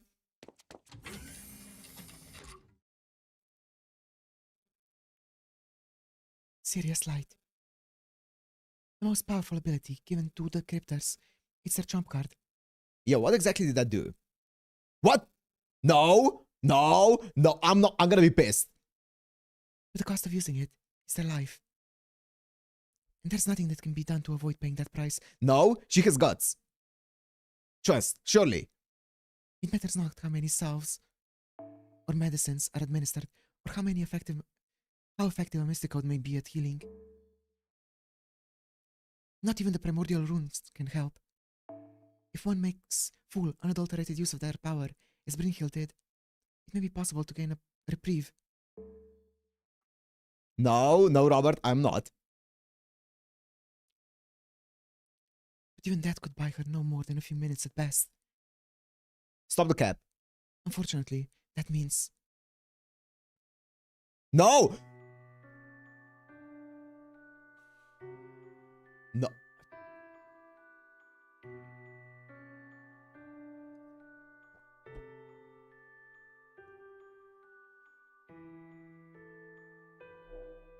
So, we're stopping the story here while Ophelia is alive. So, Ophelia is always gonna stay alive.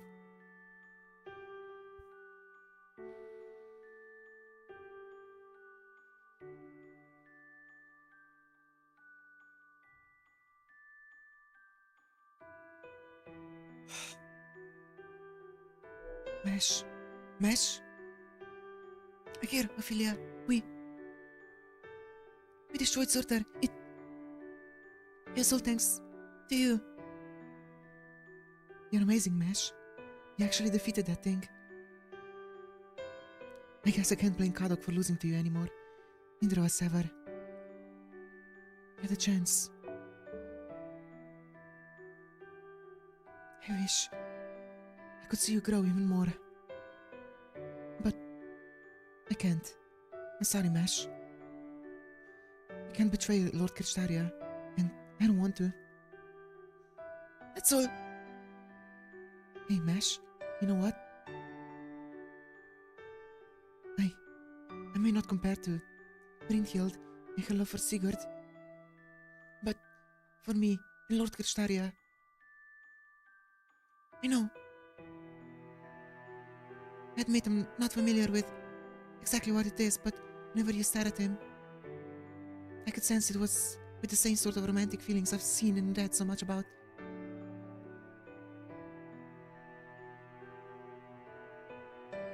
It was. That's strange. I don't think that's how I felt. I'm a mage, through and through. Romance has never even crossed my mind. Then I guess mages do fall in love too. And there's nothing wrong with that. At least, that's what I think. I see. Yes, you may be right, I guess. You see a lot more than I ever did, Mesh. You've grown up so beautifully. I'm so happy to see that. Seeing you trapped in Chaldea, looking out the window at the icy wasteland, it was like looking at myself.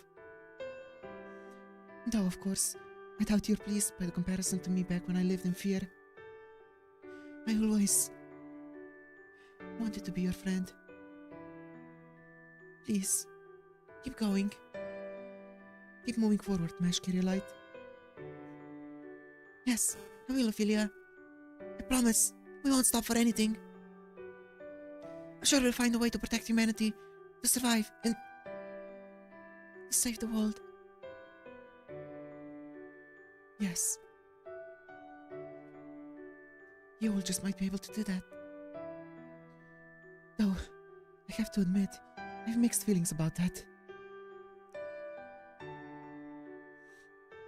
Oh, right. If you happen to see Napoleon again, I doubt he'll still remember me, but tell him I said thank you. Tell him I may have refused to marry him. But the rainbow was beautiful. Please.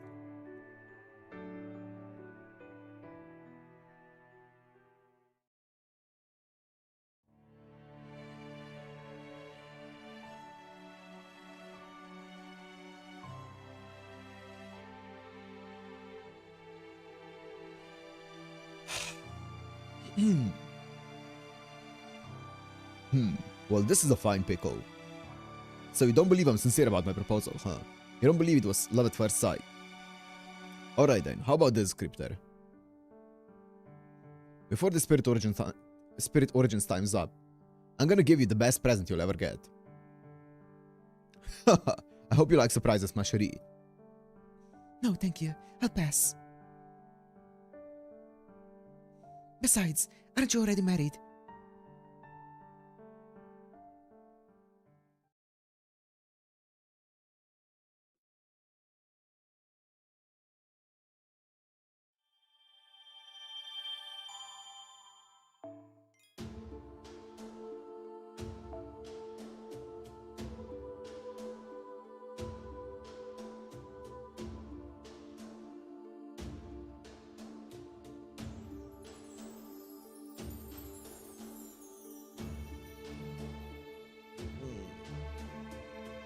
I'm gonna wait. I'm gonna wait, because maybe something normal will. Maybe, I don't know, maybe... Please. I need something. Maybe... Surely there's something that I can think of. Maybe the Greater Grail can bring back someone from the dead, right? Probably. Maybe we can get a Greater Grail and... Just fucking give me the worst one. Kick me while I'm down.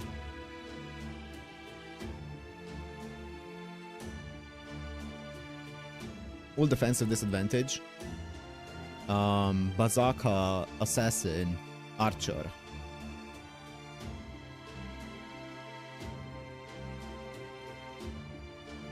Needs to be either Berserk. Oh well, I don't think we're getting a class pick with this one.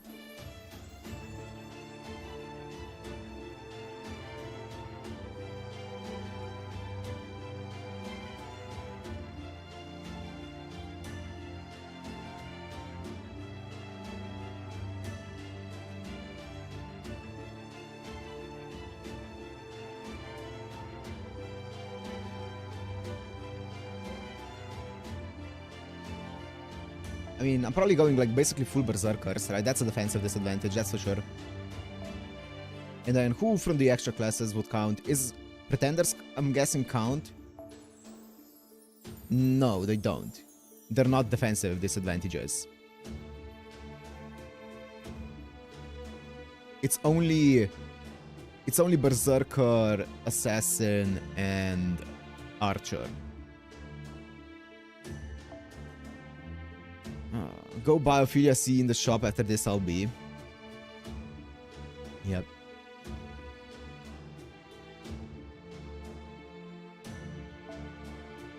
Okay. I need a support. I mean, there are many supports here. There's obviously Koyan. But I kind of want, since I'm using Berserkers... there's no... Who's a support Archer, bro? The Ophelia hug pillow from Timu never dies.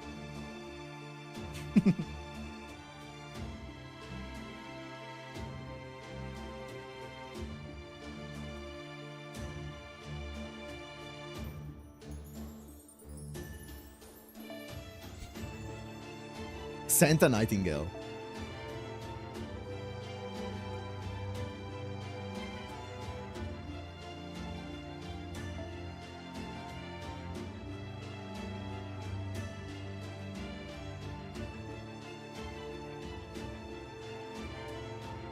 Ooh.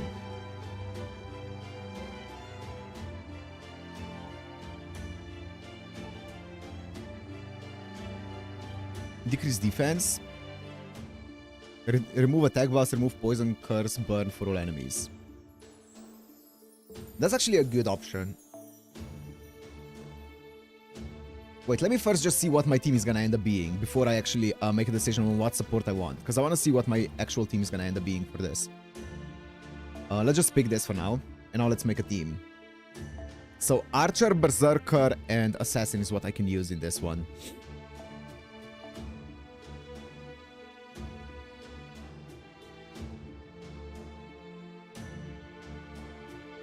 I mean, I'm using these guys for sure. They're like way too well built to not use them. Also, I'm gonna need to be careful with my cost. I don't know how though. Uriel. I don't even know who I'm fighting. I'm probably fighting the Tree of Emptiness, right? But like...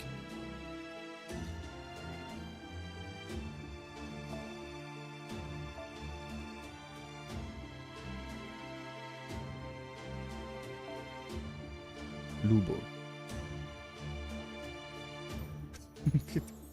Fuck it. Fuck it.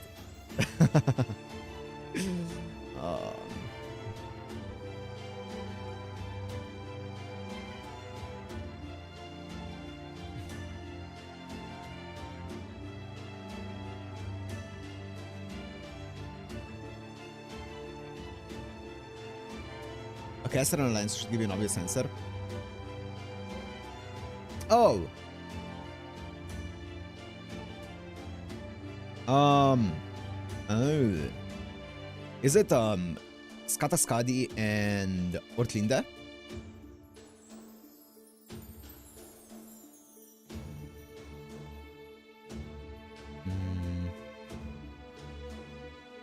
I'm down for something like this. And now let me just, change the CEs here. Man, I wish I had 2030 CE. That one's so good.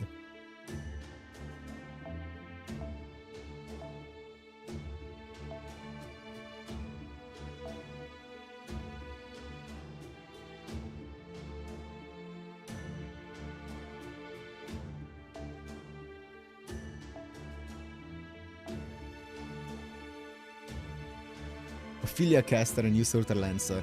Yeah.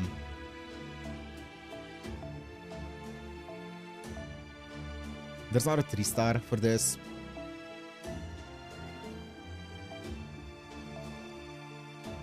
I just want to give her, oops. A 3-star, probably. This one's fine, then. Maybe she MPs once. Who's gonna want the Mio CE? And I'm for Mio CE here.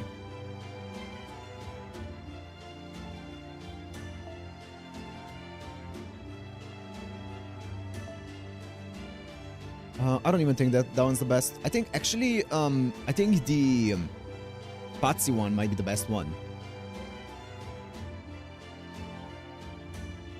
Like low-key, the lowest of keys. Buster Cut, critical strength, C-star drop rate. This one's actually really good. But is it better than the Muramasa one though? 8%? Where's Muramasa? 25%. It's not. It's not better, but it's still decent.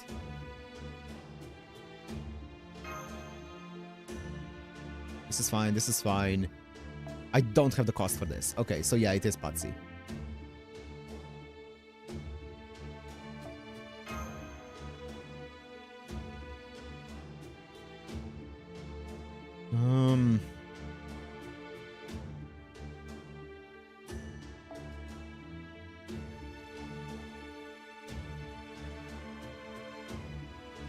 Fuck it, just go without C, go naked.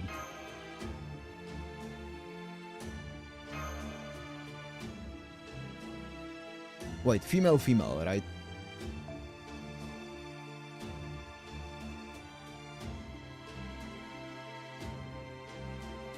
Alter Ego is only a...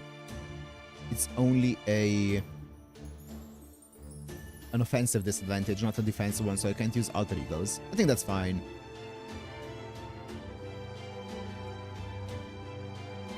Yeah, that's good. Actually, this.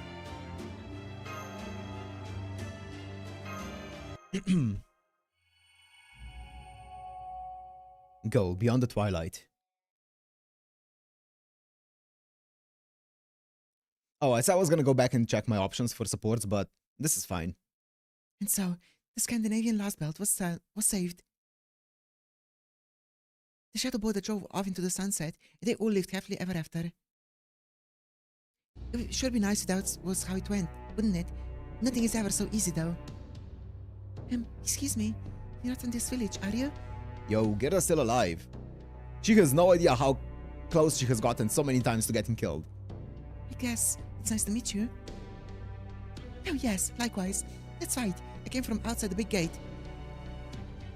But don't worry, there's no way the giants are getting in here. Oh yes, I know that. You wouldn't happen to be friends with Lady Mashert, Mr. Delivermat, Mr. Napoleon, and that beautiful envoy, would you? If you are, that makes you my friend too. Is that how it works? Then yes, I guess that does make us friends. It's nice of you to say that, but you should step back a bit before you get hurt. Huh? In fact, you should go back inside. Tell the others to do the same. Okay. Go on, hurry. Alright, what about you? You'll be fine. Now go, quickly! Okay. Phew. There we go. Now then, time for a little magecraft camouflage. Oh. Yeah. A great sheet of emptiness stretching towards space. So it altered its existence again. Or maybe it's more like it was replanted. I guess Surtr didn't swallow the entire tree. Looks like he left most of its roots in the ground. And then, since the trunk wasn't completely cut down either. Correct. The tree of emptiness must have connected to its roots via spatial distortion within Surtr's body. How bizarre. Even I would struggle to accomplish such a thing. Yet for this massive tree, it is but one more means to ensure its survival. I wonder, just where do these trees of emptiness come from? Have you not thought the same, Guardians of proper human history? We have. There's still so much we don't know about them. But I guess that's true for you too, Scatterscuddy. You grew it despite not knowing what it really was. Also, you could cover a world without humanity. What of it? I'll do whatever I must to protect my world. That should be abundantly clear by now. The same is true for you as well, Guardians of proper human history. Myself. Oh. Yo! Ascensioning up. I've always taken responsibility for deciding who to love or who to kill. Is this Ascension spoiler logged? Because I don't remember seeing this one before. Or maybe I just forgot.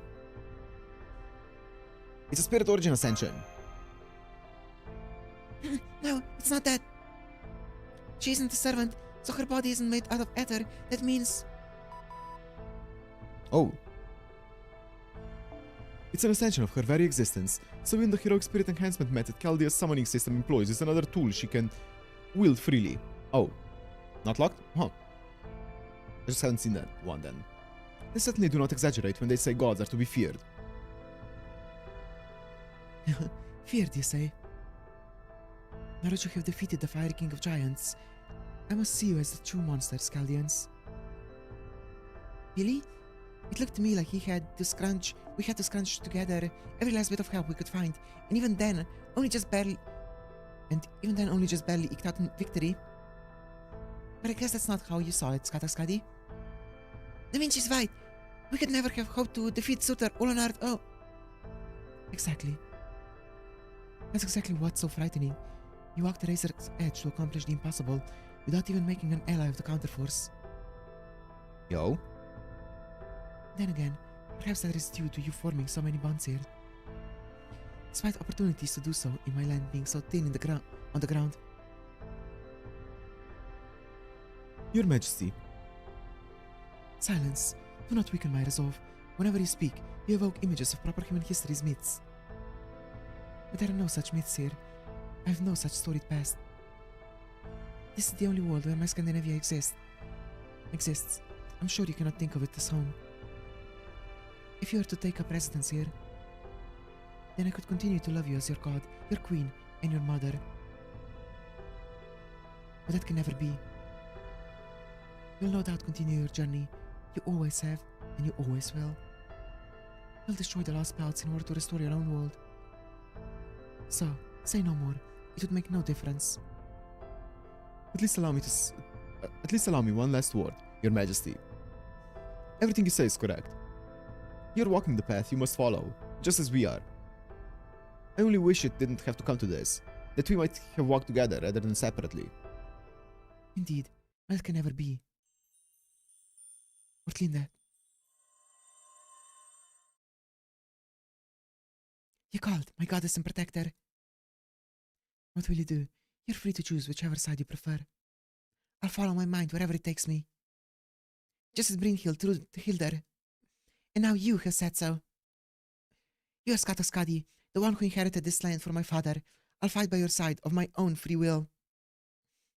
What is your command? Prepare for battle. We'll protect this tree with our lives. Understood. You hear that, Claudia? Can you hear the cries of those birds flapping their wings overhead? Should you defeat me and cut down the tree, I shall tell you what they truly are. I don't suppose there's any way we can avoid this battle. No, not a chance. And this won't be the last time this sort of thing happens. Just like she said, we have to take responsibility for what we're doing. You understand that, right, Mash? Deliver Matt? Yeah, I knew that going in. We have. Let me ask you this. How many humans live in your proper human history? Several million, tens of millions, hundreds. Then again, I suppose if one includes the lives of flora and fauna, they would be innumerable. I see. So that is the responsibility you shoulder as you seek to end my lost belt.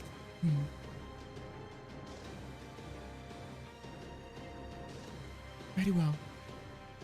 Then, for the love I bear for my 10,000 subjects, I'll take those millions, billions, that unfathomably vast number of lives with my own hands.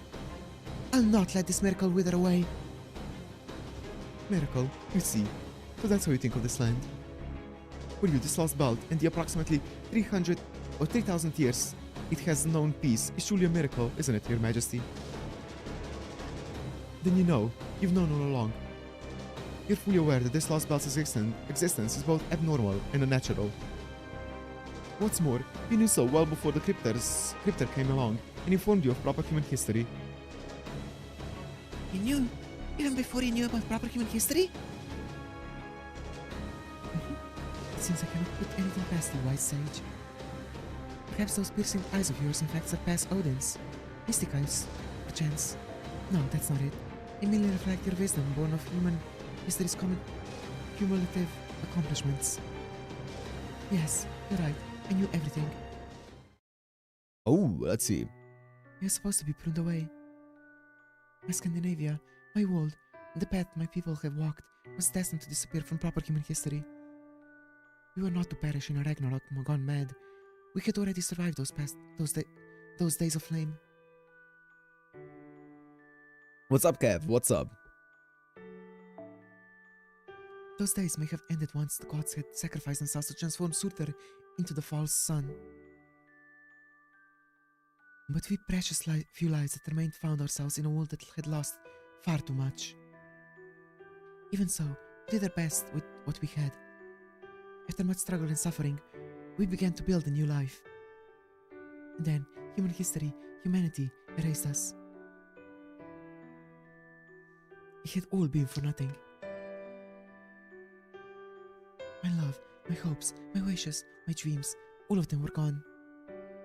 Only less than half a day after Surtr had been sealed away, and his broken Ragnarok stopped.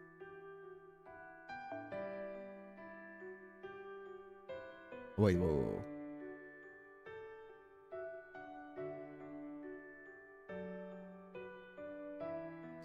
So,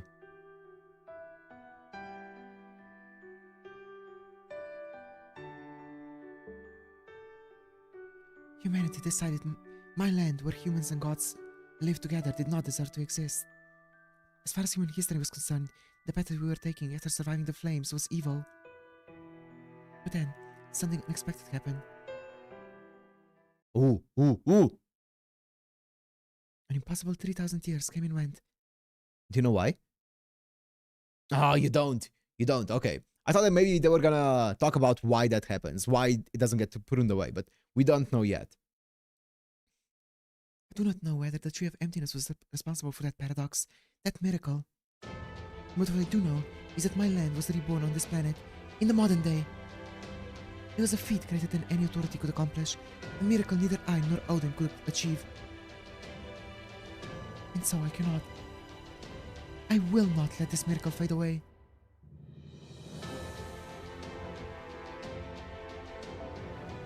If I must take unfathomable numbers of lives to preserve it, then so be it. I shall consider each and every one my sworn enemy. Maybe it's just the foreign god somehow interfering with, you know, the Akasha of pruning away this entire thing. Your Majesty. Silence! No more talk. Consider this lament my declaration of war. 3,000 years, and still I remain powerless to support more villages beyond those created in the first 6 months. All this time, and I have still only saved 100 villages, a mere 10,000 humans. I cannot even let any of them live to old age. For my love and snow can only extend my authority to the point before the first signs of spring arrive. Indeed, that archer spoke the truth. This lost belt has no future, no tomorrow. Though it may be peaceful, free of conflict and evil, it will never be any more than that. It has no power to change, to develop.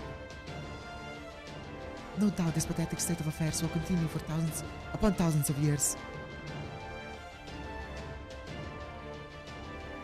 My love is not enough. Spring will never come. Life will never flourish. But I'll not give up. I'll never simply resign myself to this fate. For 3 millennia, I had devoted my power to suppressing Surtr's fires. But now that Surtr is gone from this lost belt, my power should suffice to bring home hope to my land. So I withdraw my hope. Nope. So I withdraw my love and instead offer you death.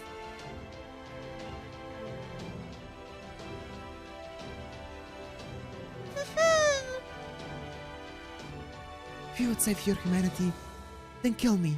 Kill me and cast us aside, Chaldeans of proper human history. I will. Raising Ortnex output. Switching to combat mode. Bunker bolt standing by. Preparing to engage this lost belt's king, Skataskadi, and commencing demolition of the Tree of Emptiness. Ooh, hype. Let's get it.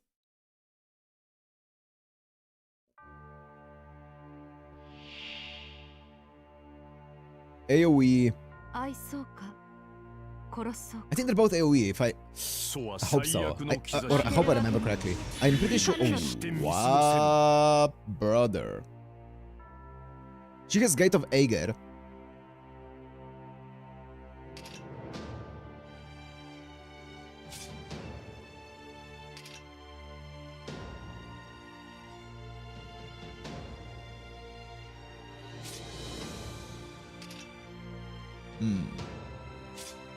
Interesting.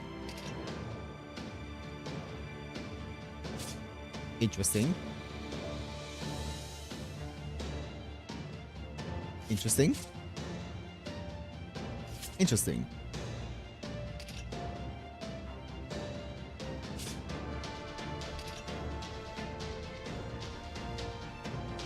Interesting.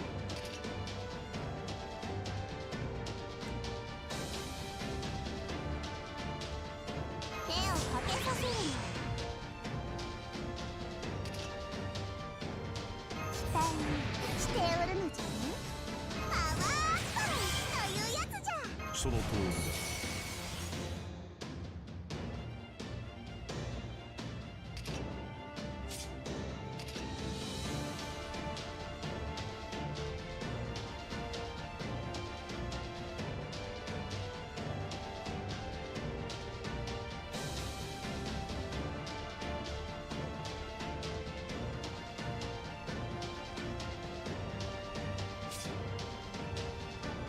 Do I really want to be focusing? I feel like I want to be focusing Ortlinde though. Probably. Just because she has less of a charge here. Yeah, I'm gonna be focusing Ortlinde here. I'm gonna do... Wait.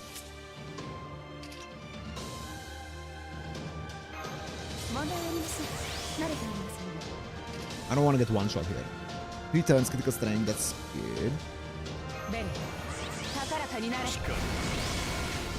その通りだ。 I'm gonna wait one turn with this one. 承知。見えた。 Go! My horse. Crit! その破裂。 20%, baby. That's what we love to see. Okay. 状況への適応。予測演算開始。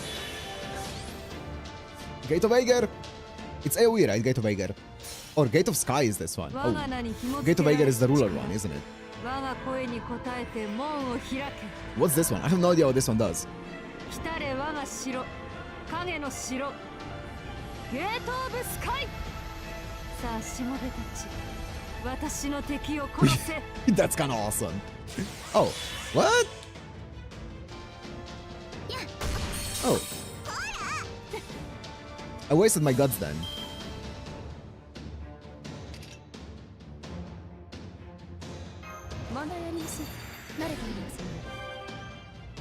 That's fine. Get the cooldown going.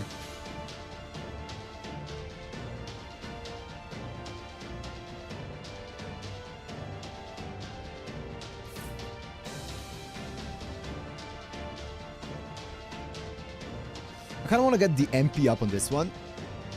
Also, what's the evade looking like? 3 turns, 1 left. I could just ignore it instantly with this, right? Yeah. 見えた。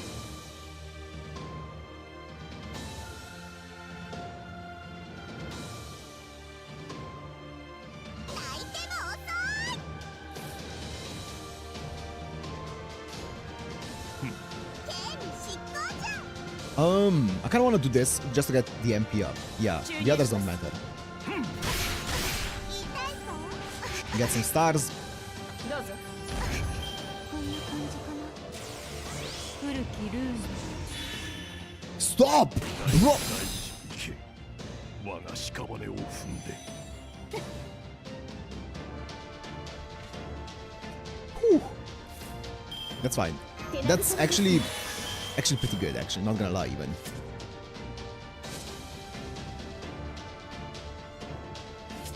What does she get with overcharge? Decrease defense with overcharge. I could overcharge Nightingale here. The problem I have with overcharging Nightingale, because I was thinking maybe overcharging Nightingale, using her MP and then MPing with Bakastoria. The problem with that is I would need to break this first, and that means I would need to target her with one of the normal cards here. Target her, then Nightingale MP, and then Bakastoria MP. But if I have Bakastoria MP, then it's gonna target her. I want to Bakastoria MP the Ortlinde because I want to focus her. So I don't think I'm gonna do that. I'm gonna do this. Get stars per turn here. Might as well get my attack up as well. Yeah, that's fine.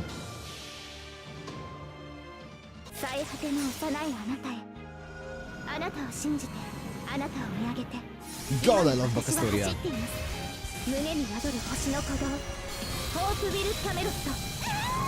That's a lot of damage. I think, yep, we kill. どうぞ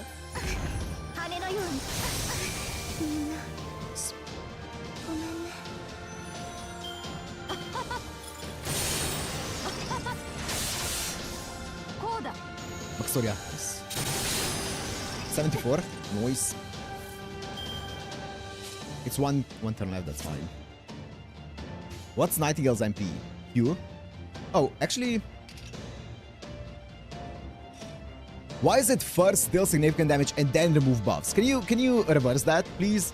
Oh my god, that's fine. Whatever, bro. Whatever. 痛くはありません。 What do you get with overcharge? Critical strength for yourself. お仕置きタイム。パーティータイムです。 I don't even think that's worth. I don't think it's worth using her MP, but it's fine.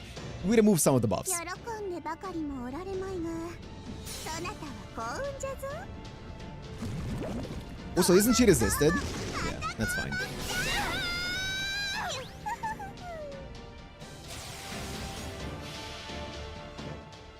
疾病、負傷、地上の害、 Go. すべてを許さず。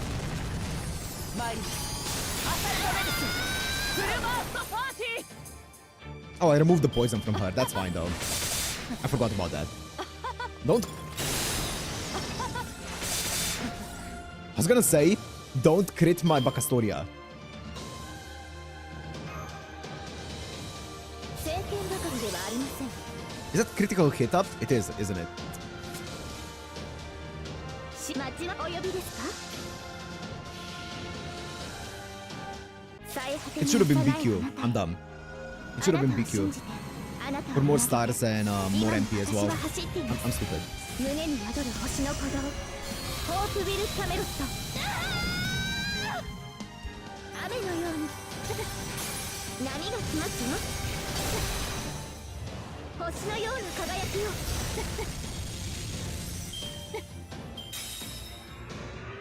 負けるわけにはいかぬのだ。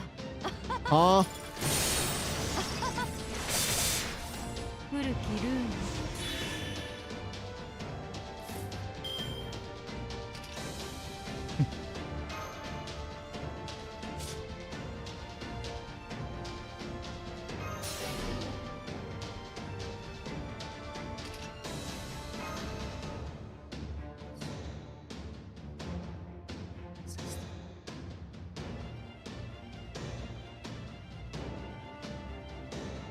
I don't know how long I have until these ones, though.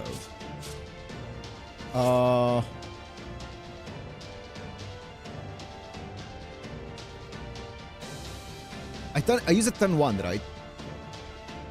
Yes, I used all of them turn 1. This is turn 6, so...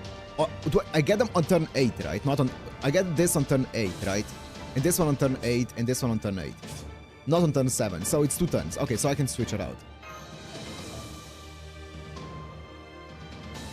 He also has guts, which is great. Or do I want to sack her here? Maybe I want to sack her, actually.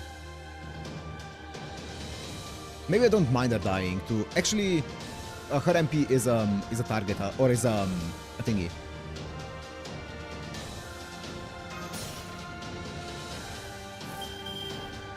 Oh, I didn't even check that. That's fine, though.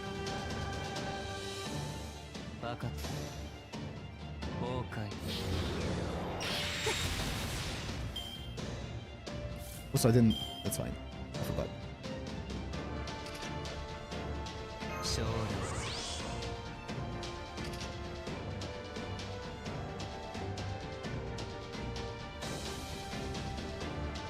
Cooldown going.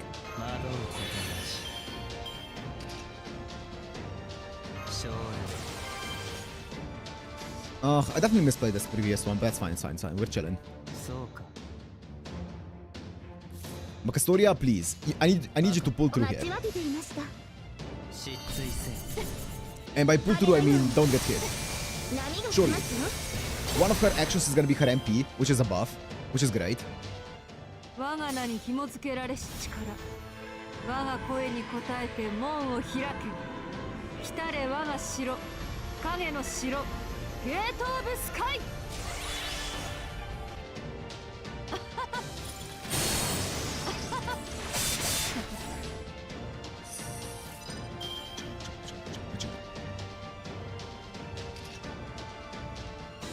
ベラトリンコアップ、残念十分。治療を再開いたしましょう。ベル、高らかになれ。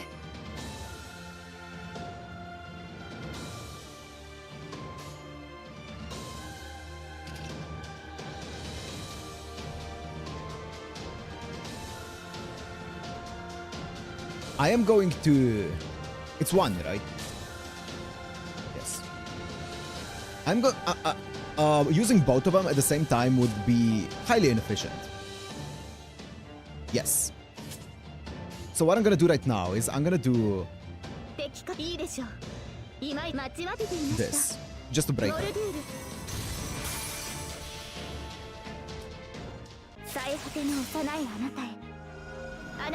And then next turn I'm gonna Arjuna MP. I should also get a Arjuna Brave Chain next turn, I think, right?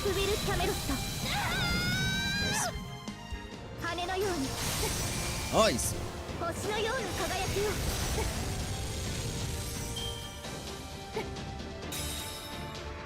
Okay. That's fine. I have anti-enforcement on everyone. Just try me. You used one of your actions to the second one. Does she have 3 actions per turn? I think so, right?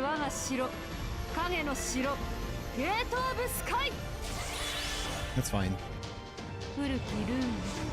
And quick up. Oh, 4 actions. This is the 4th one.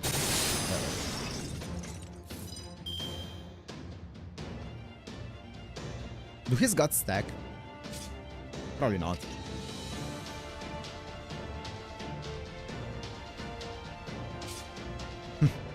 Bro. I'm gonna give this to Bakastoria just in case she dies. I could have given him... I'm pretty sure he kills either way. Do I have attack up? No. I'm pretty sure he kills. He would have killed even... Or it would have been better if I just gave him the MP up, but I'm pretty sure... I mean, this is AoE though, but... This is like the best Berserker in the game probably, or one of the best Berserkers in the game. So it should do... Never mind. 90% crit? Surely? Close.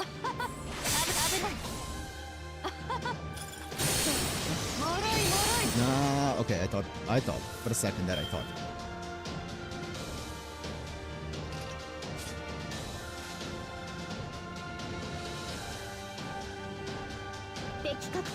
Is QBB more damage than BBB? If I crit, it is. If I don't crit, it isn't.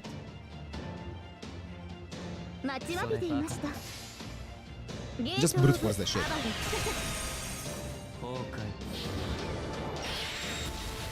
20%? Oh, I think. Oh, it's enough.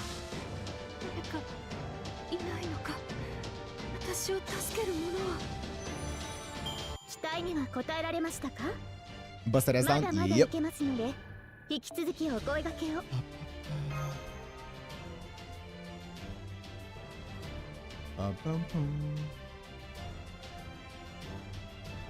Finally, she's dead. Another boss. Question mark. So we're finally fighting the tree. The tree of emptiness. Super giant.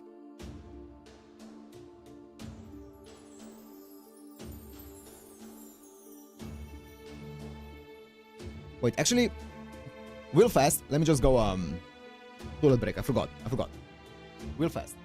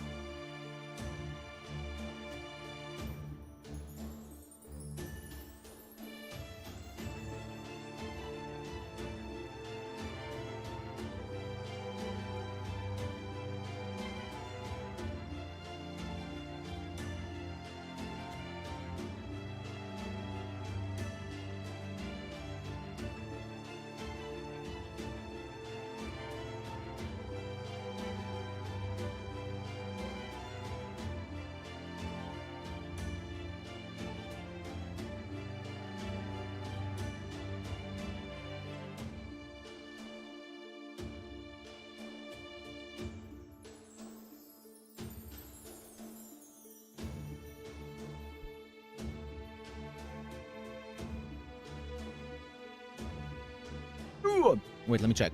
Let me check something real fast. This is not gonna show up, right? Okay, thank God.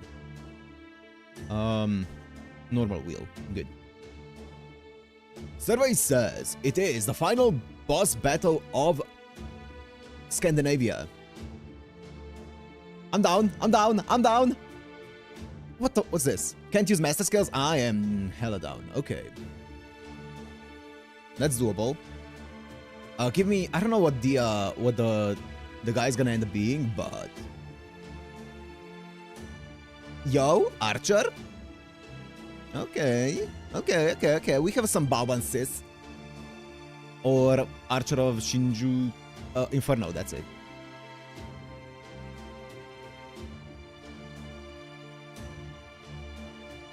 Okay. One Punch Man time.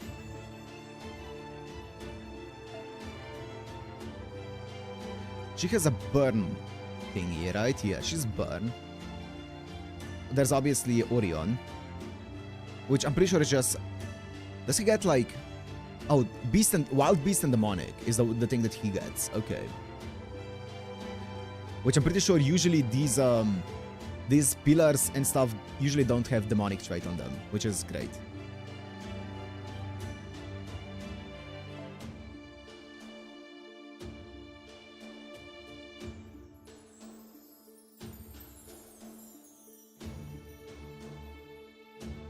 She's so good though.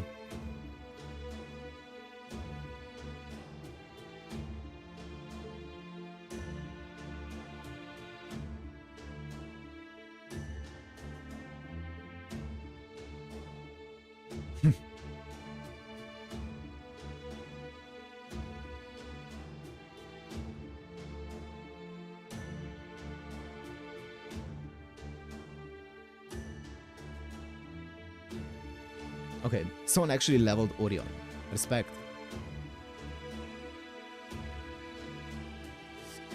I'm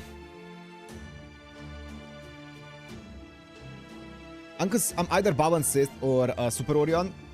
The only problem I have with Super Orion is what if this fucker ends up being a whatchamacallit? A Lancer. Baban Sith can at least like give a tiny bit of support.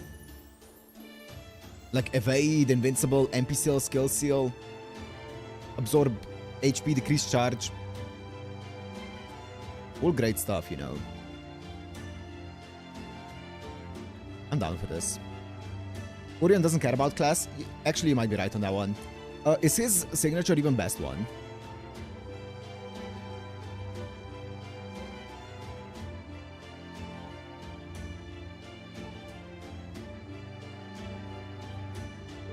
No.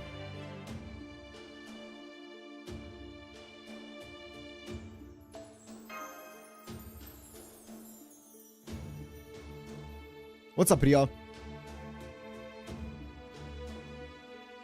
It doesn't matter, Super Chat only has class suggestions. That's true. Let me just find one that I want to use. You know, I'm gonna be honest, I'm greedy. I kind of want a level 100 one. These level 90s.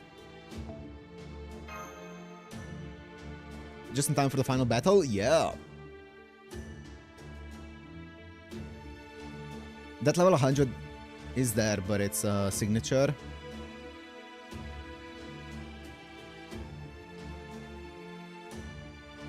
Come on, one more update. If he's not there, I'm gonna use a level 91. It's fine.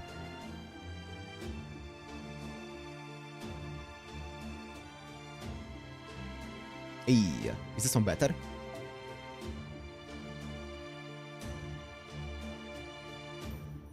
Not much. He doesn't have a battery or anything like that. Yo, what's up? Welcome back, Ved.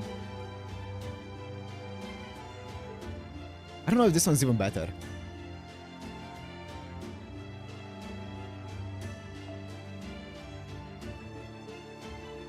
Have you grilled anyone yet? No, I do not have the resources to even think about grilling people right now. I'm trying to get my people to 90, not not anything above that. Okay, let me just use... Mine is level 100 C. What do you want? I don't know.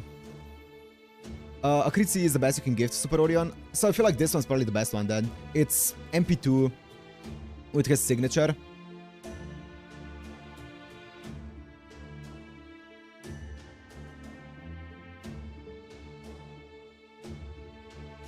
I cannot see.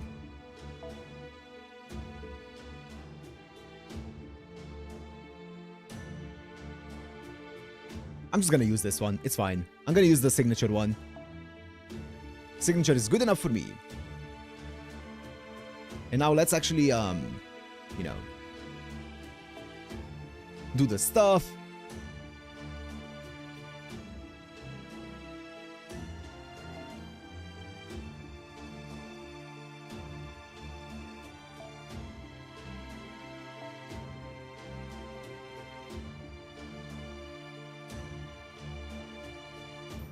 Signature is minus... Oh, it's minus attack. I see. Okay, I'm gonna use the other one then. That's fair, yeah. I see. This one's like 600 attack.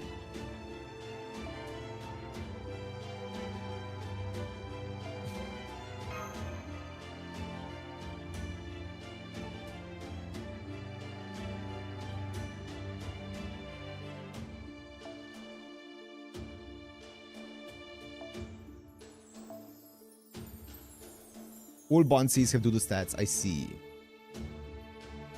I see. I see. That makes sense. So that's why nobody likes the bond Cs. It's not because they are actually bad, it's just the stats are horrible. I see. And then who do I wanna put here as my last one? This is not a servant, so Ares is not gonna hit much.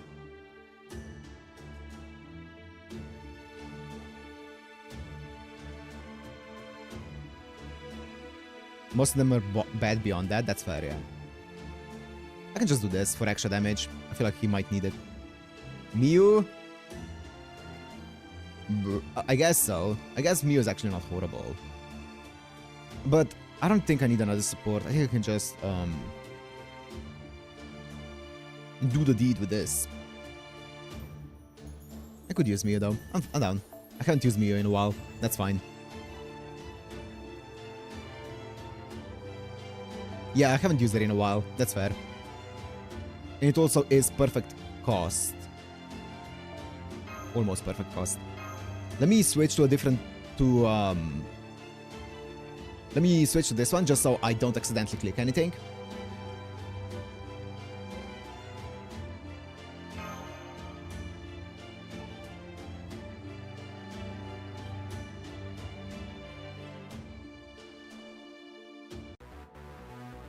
Yo, what?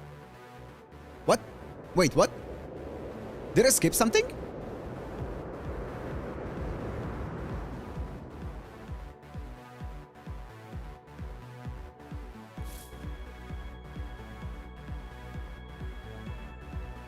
Did I skip something? Why are we straight into the battle?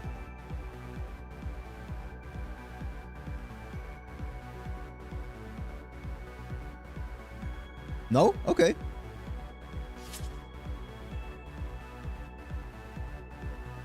Okay.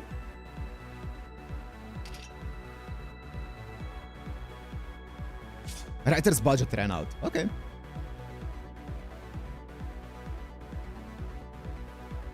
Okay, let me stop reading now. It's a boss battle.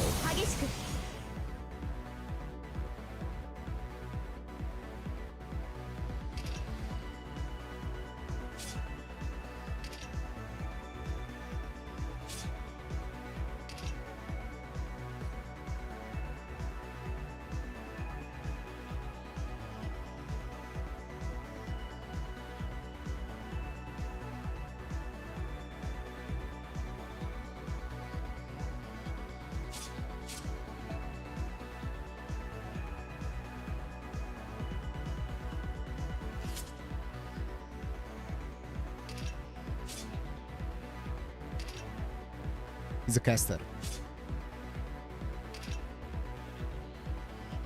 That's pretty good for me. That's very neutral. Let me think. How do I want to play this?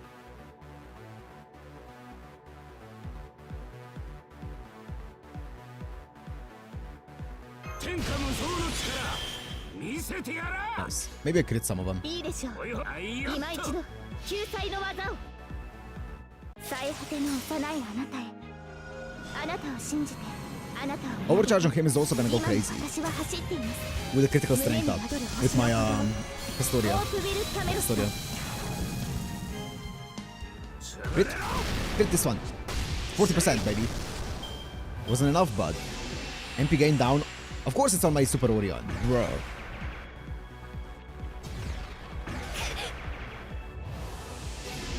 HP recovery down, that's fine. MP gain down again? Whoo, baby. Let me do this. Might as well. Let me not think too much. I see a chain here, I'm going for the chain. Nice.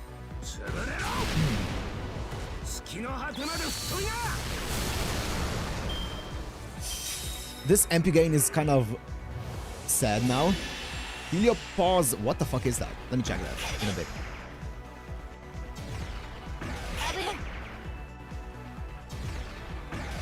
Okay.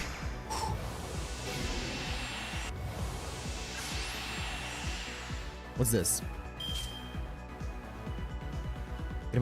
Remove your Heliopause, that's fine. Increase defense to yourself every turn. Okay. Wow.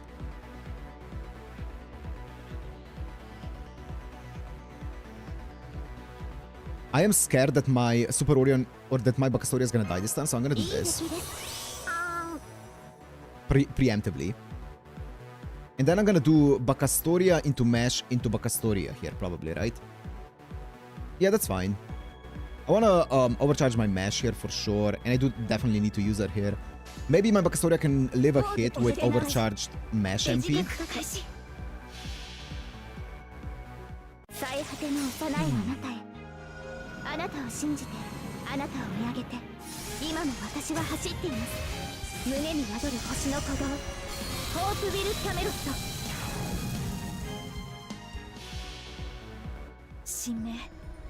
Actually, the tree is probably it's definitely threat to humanity, right? So maybe maybe a bit more damage would be fine.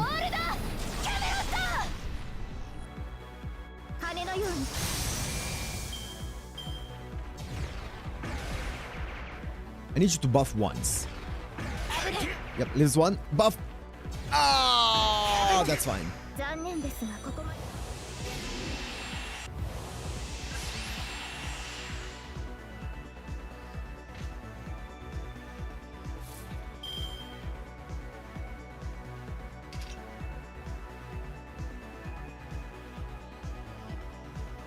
I should probably just pop this as well, right?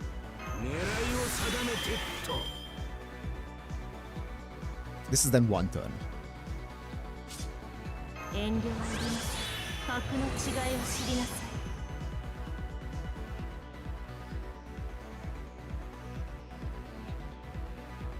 The problem is he doesn't have guts right now, which is kind of scary.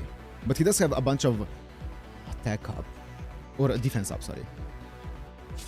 I am a tiny bit scared. I'm gonna do this on Mesh because otherwise she's gonna die.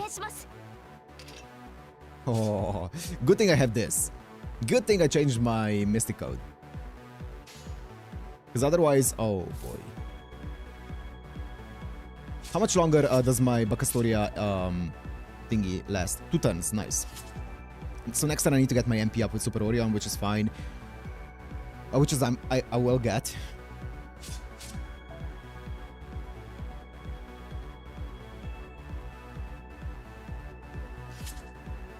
I can break this guy here, probably. I don't think I can do anything more for to save my Orion. If he dies here, that would be very unfortunate. But I hope and pray that he doesn't. 世界せっかくです。 But if I can break here, survive with my Orion, and then MP next turn, I'm pretty sure and I get cards, some Orion cards in my hand here, then I'm pretty sure I can one-shot this tree in one burst. Didn't crit. Oh! Okay, nice. He doesn't even get close to dying. Yes!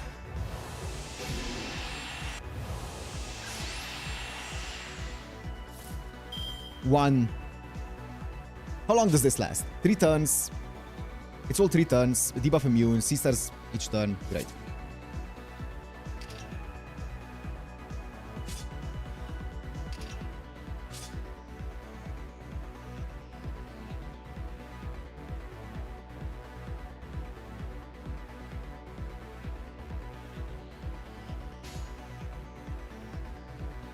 I'm pretty sure Mesh's MP defense up is worth way more than a little bit more of crit damage, right? Actually, is it?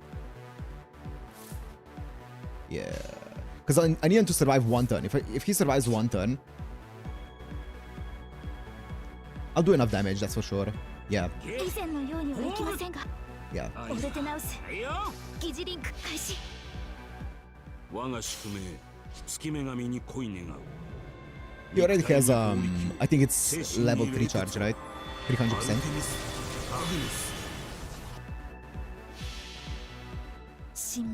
Because I need him to survive 1 turn here.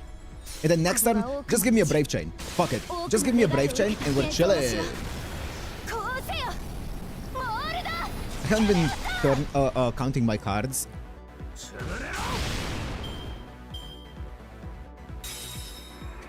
Survive. It's fine. Nice!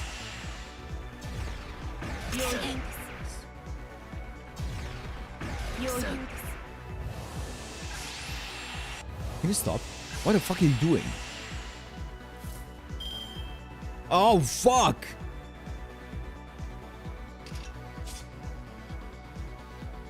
The fuck is this shit? Does it one-shot? This is most damage. Does this one-shot? Surely it one-shots, right? It doesn't. Oh, it doesn't one-shot! I have Bazet and... Oh, wait a minute. Oh, wait a minute. That's fine, that's fine, that's fine, that's fine, that's fine.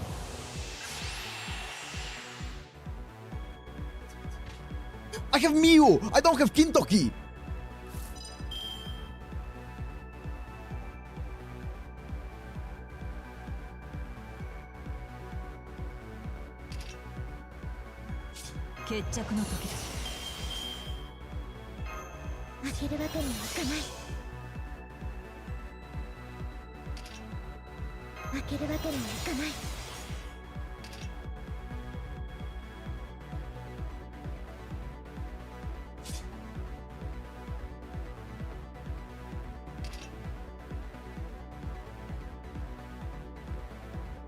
Caster.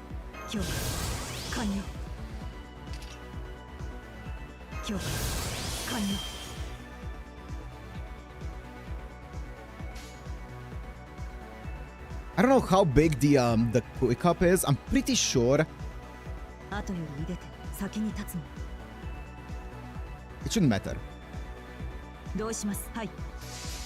I'm gonna do this. I don't know which one does more. It's gonna depend on how big it is. It's 1.4 versus 0.96.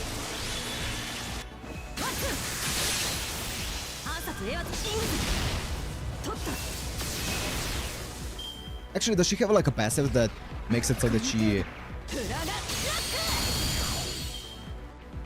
does more damage with quick cards?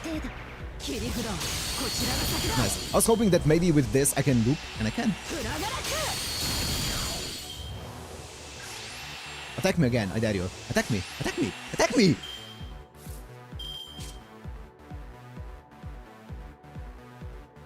Quick card effectiveness, riding skill A.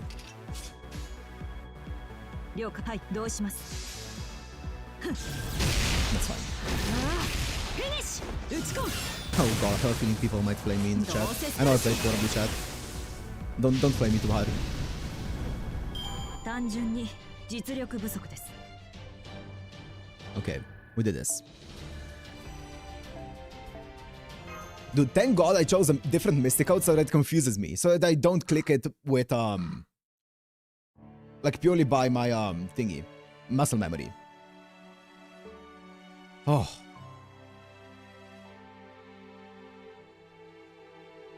Okay. Okay, actually, you know what? Mew actually kind of wasn't horrible there. It allowed me to turn 1 MP with, Bazet.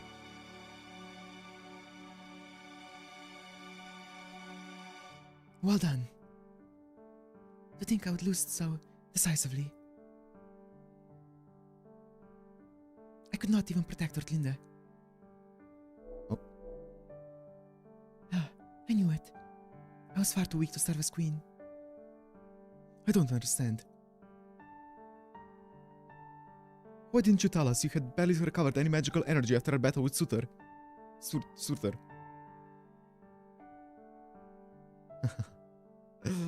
You messing up was the better choice. Nah.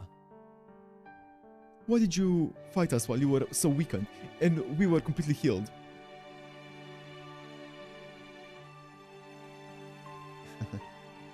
What about the death rune? You could have inscribed the same spell into us that Surtr used, but my pride would not permit it. I'm obligated to protect this land and all the lives that dwell within.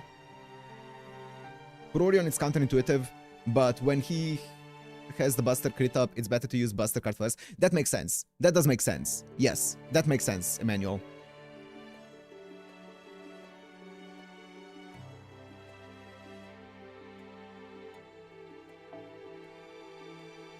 I must heal the wounds Surtr inflicted upon this land. I must repair the village he destroyed and treat those whom he injured.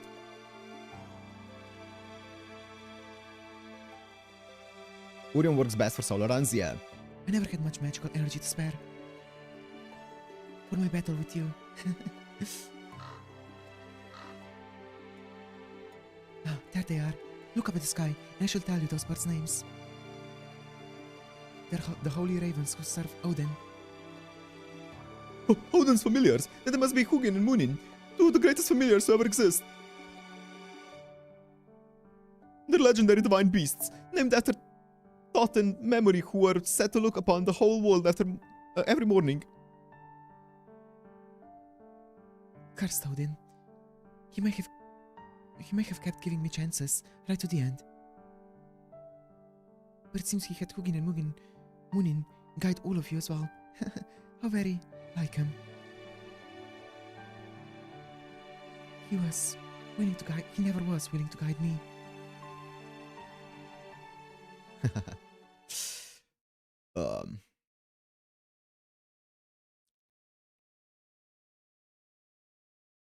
Wait, do we have one arrow left? Bruh. Bruh. Last arrow.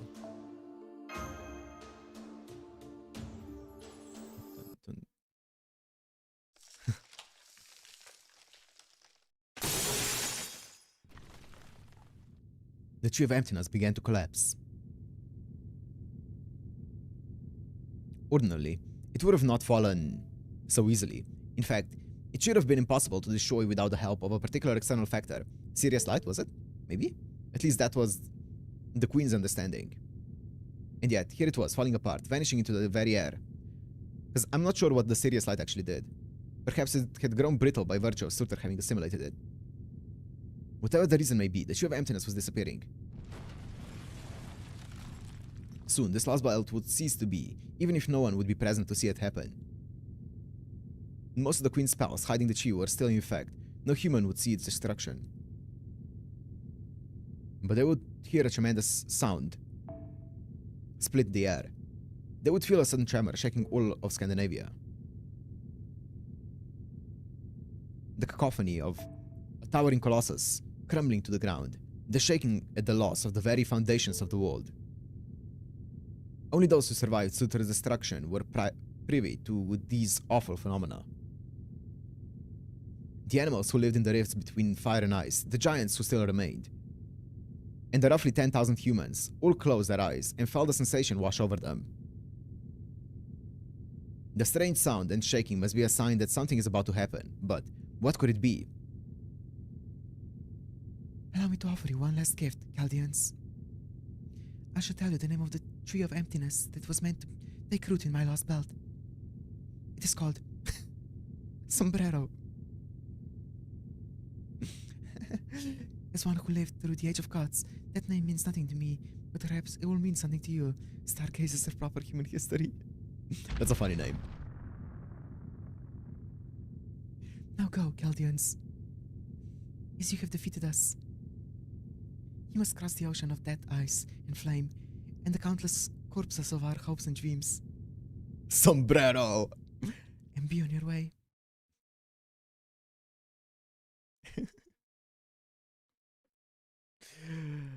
Oh boy. Okay, so I'm not sure what's going on, but I think we'll all do just what we're told. Oh, 07 to Gerda. You see, this morning, an envoy gave us a message from the goddess. She said we should all go back to our homes and go to sleep, even though it's not nighttime. And once we do, we'll never wake up again. She said not to be afraid, it's just what we have to do to fix all the damage that huge giant caused. And if the goddess says so, it must be true. Still, when I think about Lady Mash and Mr. Deliverhead and Mr. Napoleon, and the beautiful envoy and Mr. Chubb and Fool, and now, well, once I fall asleep, I'll never get to see them again, right? Thinking about that makes me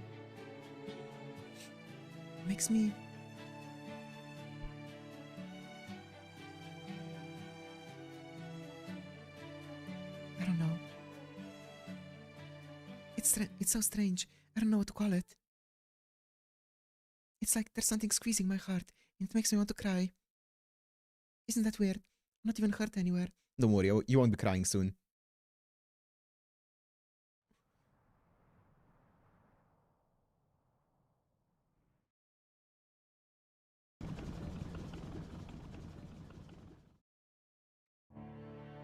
Here they go. Goodbye, Shadow Border. Safe travels. I hope fortune is kind wherever you go. I'm a pseudo-servant using a human body as a host. I shouldn't be able to disappear when this lost belt goes away. I guess this is stepmother's doing. Uh-huh. How strange. I already miss her a bit, even though she's not my real mother. Maybe Freya's influence.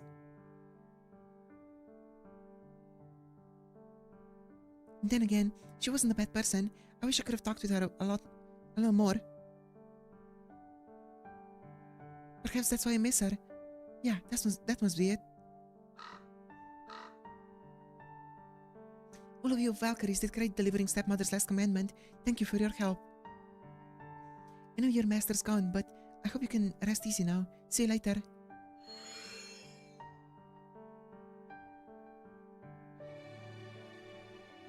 Oh, 07. A newly ordained day, a newly ordained time.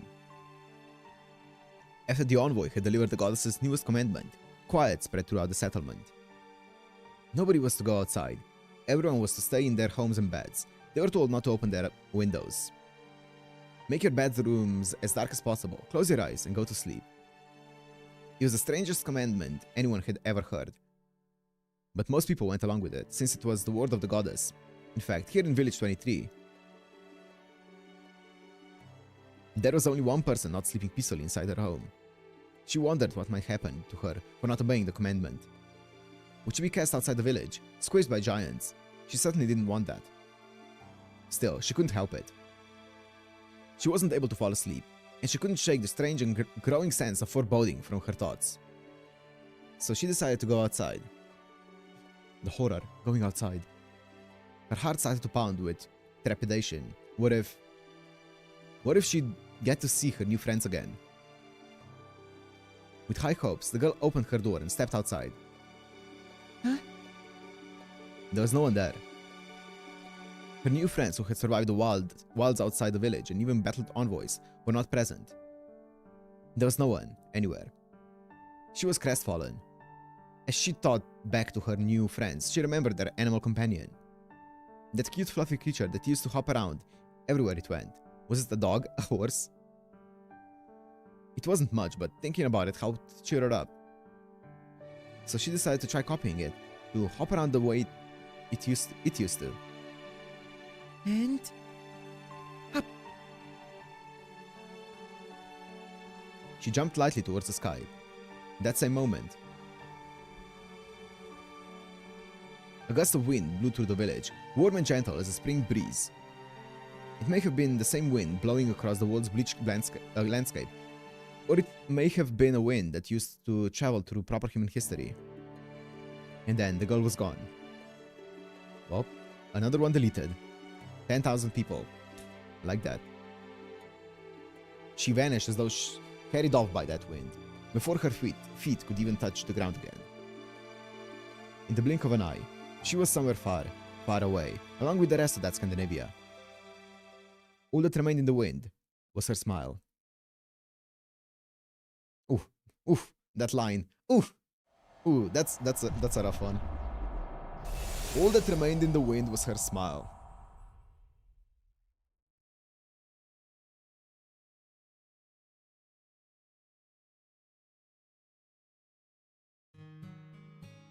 Sometime in 2017. See guys, she's still alive. Guys? I just wanted to introduce myself again. Your name is Mesh Kirillite, right? Sorry to just barge in on you like this, but we never really got a chance to talk during the meeting. That's alright. It's nice to meet you. You too. My name's Ophelia Femersalon. I remember. You're from the Clock Tower's Education Department. Yes. That's my official department anyway. I guess it would be weird to say I'm kind of relieved, huh? I mean, there just aren't many women on Team A, right? I don't have a problem with men or anything. But it's still a little nerve-wracking to suddenly be surrounded by them when you're eating lunch. See? I'm sorry. I guess I rambled a little bit there, didn't I? Would you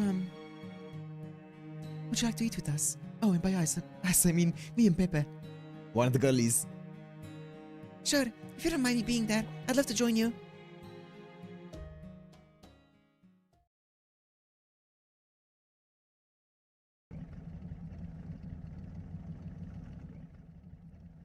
We're just about to leave Scandinavia behind entirely. Looking at our current coordinates, we just passed this Sogne Fjord on the west of the Scandinavian peninsula. There should only be about 20 kilometers until we reach the North Sea. You sure about this? I'm still not seeing any water at all.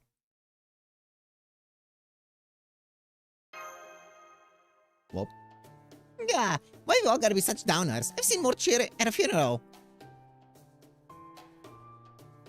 Look, I know how you all feel, okay? I'm just as bummed as the rest of you. But it doesn't change the fact that someone still gotta step up and steer this thing. Now, come on, director. Are we going to the North Sea or not? Right, the North Sea. Yeah, that will do. I hate to leave like this again, but what could I have said that I...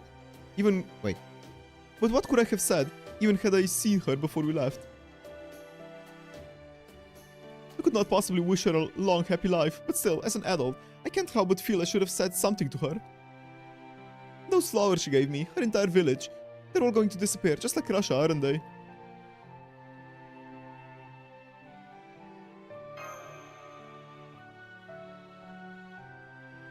That is true. We know now that this is what it is to fight these last bouts. They're hypothetical worlds that came to sudden ends after human history itself deemed them unnecessary. Neither their inhabitants nor their civilizations did anything wrong. Their world simply differed from ours and eventually reached an impasse. I would even say we were fortunate that Russia and Scandinavia were the first last bouts we encountered. Why, you ask? Because the people who dwelled there were friendly to us, of course. That alone has been a tremendous boon to our efforts, but we cannot expect that good fortune to continue. It's quite possible that in the next last bout we encounter, we'll find ourselves up against every living thing that inhabits it. We must be wary of such worst-case scenario.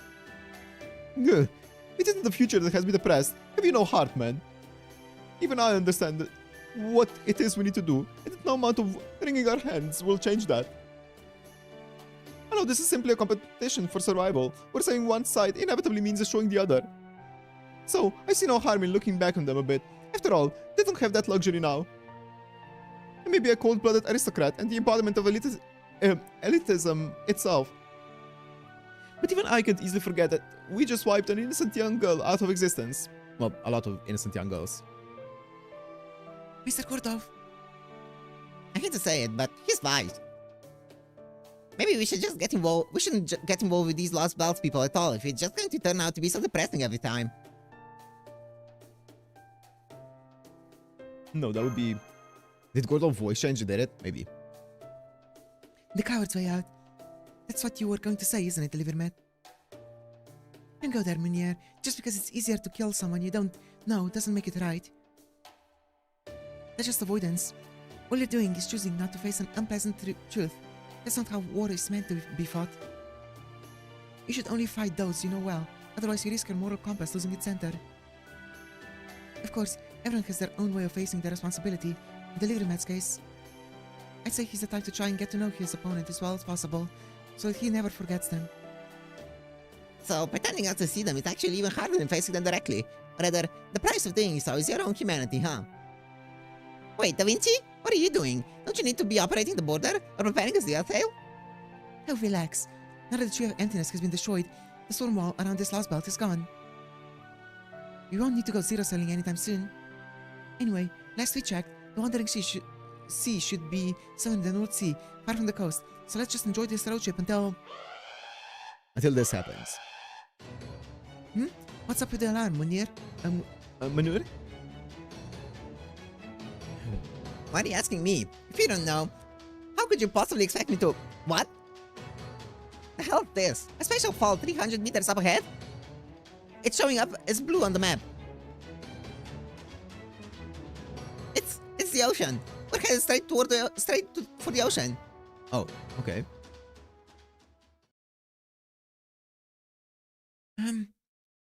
Mr. Munir, I'm not really seeing what the big fuss is about. Believe me, I wish we were kidding. Oh crap, I can't hit the brakes in time. Everyone, brace for impact. 3, 2, 1, get ready for a drop.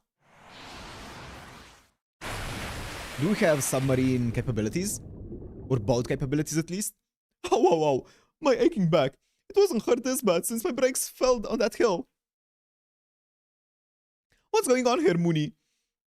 That felt like at least a 10-meter drop. Director? Not now, boy. Hurry up and sit down before another impact throws us for... The window, look out the window. Out the window? What are you talking about? Oh.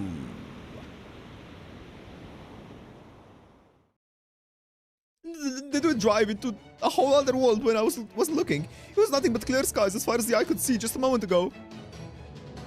Technical advisor, Da Vinci.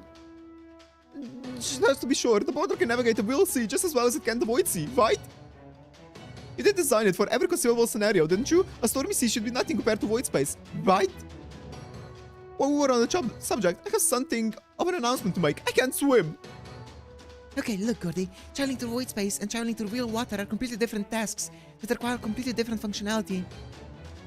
The border might be able to get through the Strait of Dover, but it was not designed to weather this. Now I got an announcement of my own. I estimate the border has about an hour until it sinks. Oh. So back the hell up and get us back on land. Now, Manure. Come on, hurry. Once we reach the coast, we can waterproof the border better and wait until the storm dies down. Yeah, just one problem. There's no land to go back to. We're smack in the middle of the North Sea.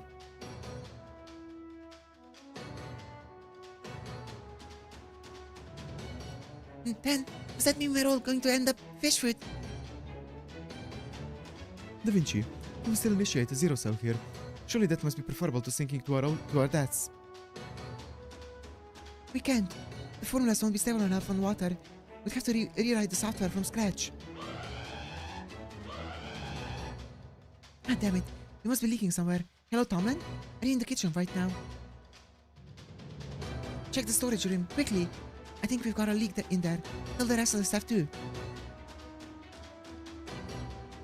Well, shit. Guys, there's no easy way to say this, so I'm just gonna say it. Now don't freak out on me, but it's looking like we're all gonna die. GG's. Let's join Ophelia. And just when we've proved we were badass enough to defeat even the terrible and Scarlet the Goddess too. Duh.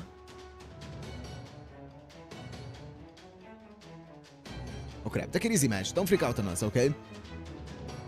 You know, I feel like a spot of breakfast. I think I'll go fry up some seriously thick cut bacon right now. Delish.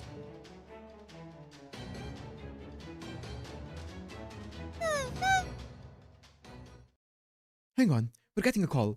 Hey, is it the Wanderers? Go ahead and open a line, Mr. Manure. And hurry, Da Vinci's no use to us right now. Right, alright.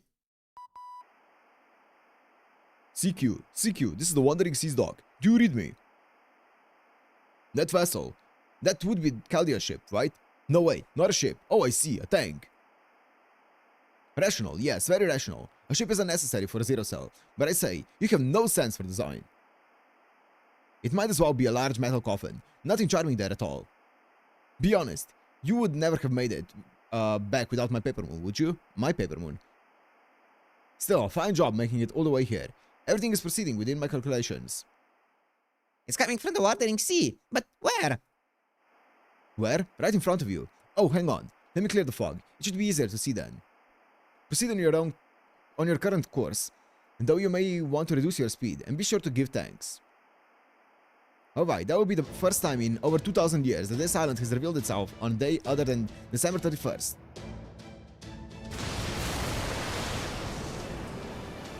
An island? And it was this close all along? But I'm still not seeing anything on radar. So it would seem. This is a folklore defense. An imaginary world of the fairies, where fantasy is made manifest. Ah. A world where that stands apart from our own. Yo, we're in a fairy world. Okay. Aren't fairies supposed to be evil though? In the modern day, it's a mystic among mystics, said to only be possessed by ploy-key shaws. Oh? Is that the voice of a professor type? On the same level as me, I hear. Well, that's a welcome development. We'll get on just fine. Welcome to the Primordial Magecraft Workshop, the Baldanders of the Wandering Sea. My name is Sion Miltna Sokaris. I'm a spiritual hacker who escaped to the Wandering Sea when I predicted that the world was about to end. I have been waiting for you. Being the Atlas Institute's last remaining members, the Wandering Sea higher-ups entrusted me with the project of fighting this bleached Earth's problem. Being the Atlas Institute's last remaining members. Oh, okay. Oh, Shion? As in SH. Okay, it's Shion. Okay, it's not the same way as in League of Legends then. Okay, good to know.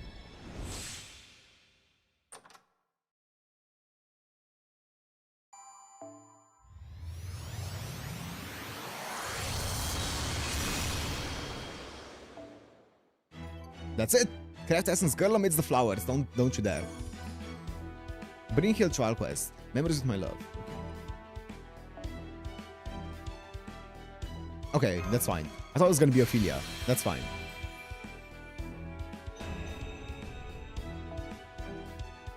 I didn't understand what you were talking about, so I don't think this is an appropriate response, but I think it's wonderful to be able to grow old and do anything you want. The idea is so surprising to me, and I can't even imagine something like that at all. This is also new to me. This is an image of a dream, a world that will never be seen, a world that never will be, yet you still envision it, the sight of this girl, slightly older than before, surrounded by flowers. Aw. Aw.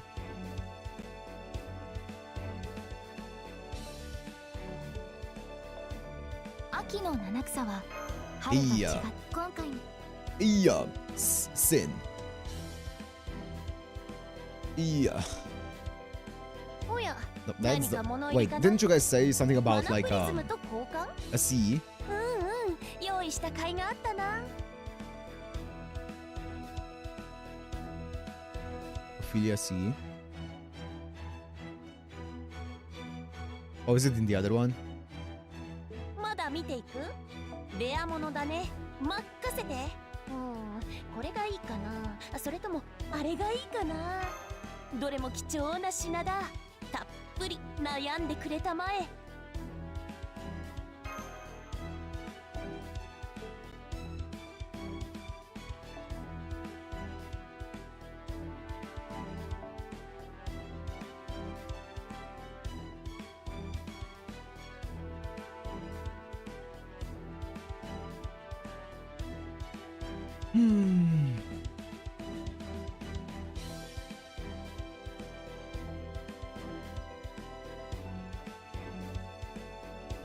Want me to send you the details? Please, yeah. I would appreciate that.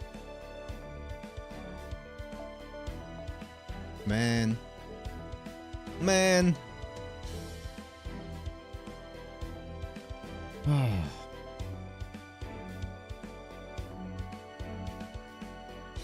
What a story. What an ending to the story. Not depressed because of it. That's not fair. Well, I guess let's go into thoughts and stuff like that, right?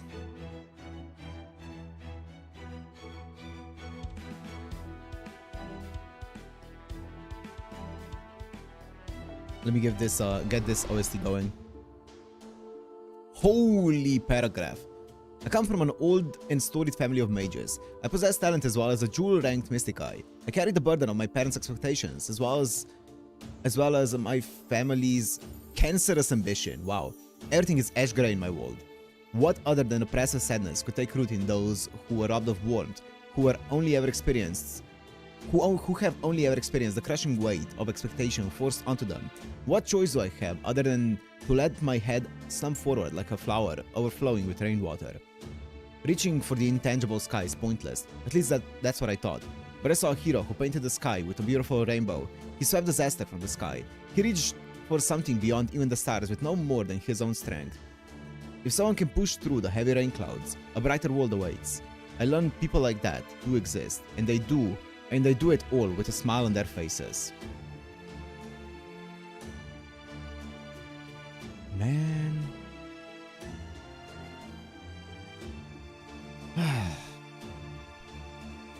Okay, I guess let's talk.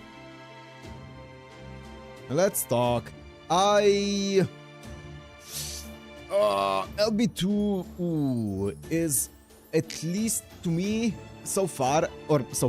currently, with a bit of a recency bias here, it is just as good as LB1.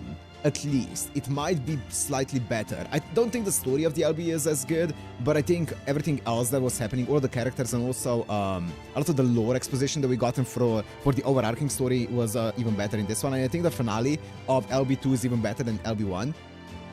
I think the story is pretty straightforward, right? It's nothing like too insane, but I think just that the lore jobs that we've been given and the characters are better here, and I appreciate it a lot. I love LB2. Yeah, I really like LB2. I do think that the worst part of the LB is the beginning. I think they spend way too much time trying to describe what's happening out there instead of just being like, hey, go out into the world and experience it, right? I would way prefer if they were like, you know what, we don't know what's happening outside, go out there and just experience what's happening, instead of being like, okay, so this is what's happening here, this is this, and they spent like way too long just in the shadow border explaining stuff. And I was like, you know what, just let me experience it, let me go outside and let me talk to the people out there and see what's happening, right? Slowly discover what's happening instead of exposition dumping onto me. I think that was the worst part, was the beginning part, but I think after that it really picked up and it began really, like, it was really good. So yeah, I love LB2. I think Ophelia is for me, the best point of this LB. I think Ophelia is an incredible character, one of the best characters in so far that I've seen in FGO, best written ones. I think she's really well well written. I really appreciate how they weren't afraid to give like a flawed character like that. Because obviously she's not a perfect character, but goddamn, I love her. She hard carried this LB for me. I like the fact that it makes sense why she would feel this way, right? She's just a mage who was always controlled by her parents, obviously mage family, classic mage family, always controlled by them, always acquiescing to every single request that they had, to their dreams and stuff like that, and never really thinking for herself and never having the confidence to talk back to them. And then she saw Wodheim, who not only talked back to an authority figure, he talked back to a god. And obviously, like, bro, I would be dripping wet as well in that moment if I were her. So I get it. And yeah, she saw him obviously completely head over heels, which makes sense, right? Because that's some ideal that she could never hope to accomplish, which made a lot of sense. And then her blindly, or not blindly, but him saying that he trusts her here obviously makes sense why she then would feel like, okay, I need to do this without maybe disclosing some information to him that maybe she should have disclosed and stuff like that, and asking for help. Him saying, hey, I trust you, was for her kind of like, this is my moment to, you know, maybe take a step to change that about me. I really like her. She's great. Yeah.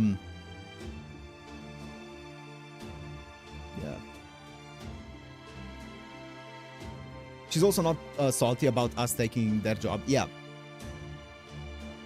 You called it out before, LB1, and first scripter we met is the one you wouldn't like. Kadok is okay. Over time, especially now after meeting Ophelia, he definitely went down a bit on my... I liked him quite a bit earlier, just because I kind of liked his relationship with Anastasia. But now seeing Ophelia and how well Ophelia is written, how she's an incredibly written character, I do think that Kadok in comparison falls flat.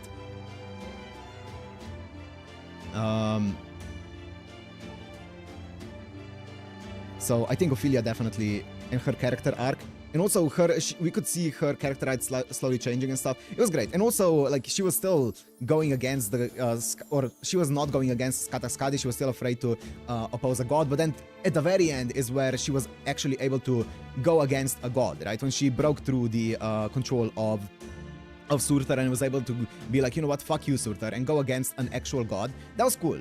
That was just really cool character development. But unfortunately, she ended up dying. Is dichotomy the word? Dichotomy to Fujimaru? No. I don't know. Gerda versus Patsy thoughts. Patsy has way more character than Gerda. I think Gerda is an okay sympathy character to I don't know. Gerda is she doesn't really have much of a personality, you know. She's there to show what's happening to other people and stuff like that. And she's just a kid who's like really kind kid. That's it, right? I feel like Patsy went through like a bunch of like character arcs and stuff. Even though I do think I liked Patsy less and less as time went on, I think that his writing didn't get worse. It was just that he became less of a likable character as time went on. Not because his writing got worse. Gerda is closer to a blank slate, 100%, yeah. But Patsy was a really well-written character. I really appreciated his character, even though, yeah, as I said, he started off like a really likable character and then got less likable as time went on.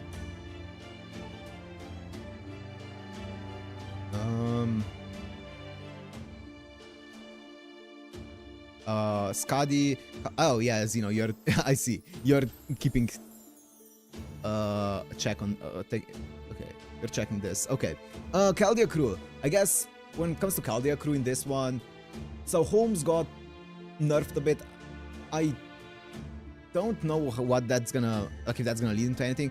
Holmes was the same Holmes. Not really too much of a comment there. Got his hand chopped off, but that then was fine.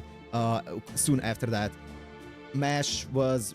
I think Mash and Fujimaru were good. I liked Mash and Fujimaru in this one. They didn't have as much of a character arc as in LB1, obviously, because LB1 was used for them to get to terms with everything that happened, that they're doing in these worlds. But I feel like in this one they were just really solid. No complaints with them.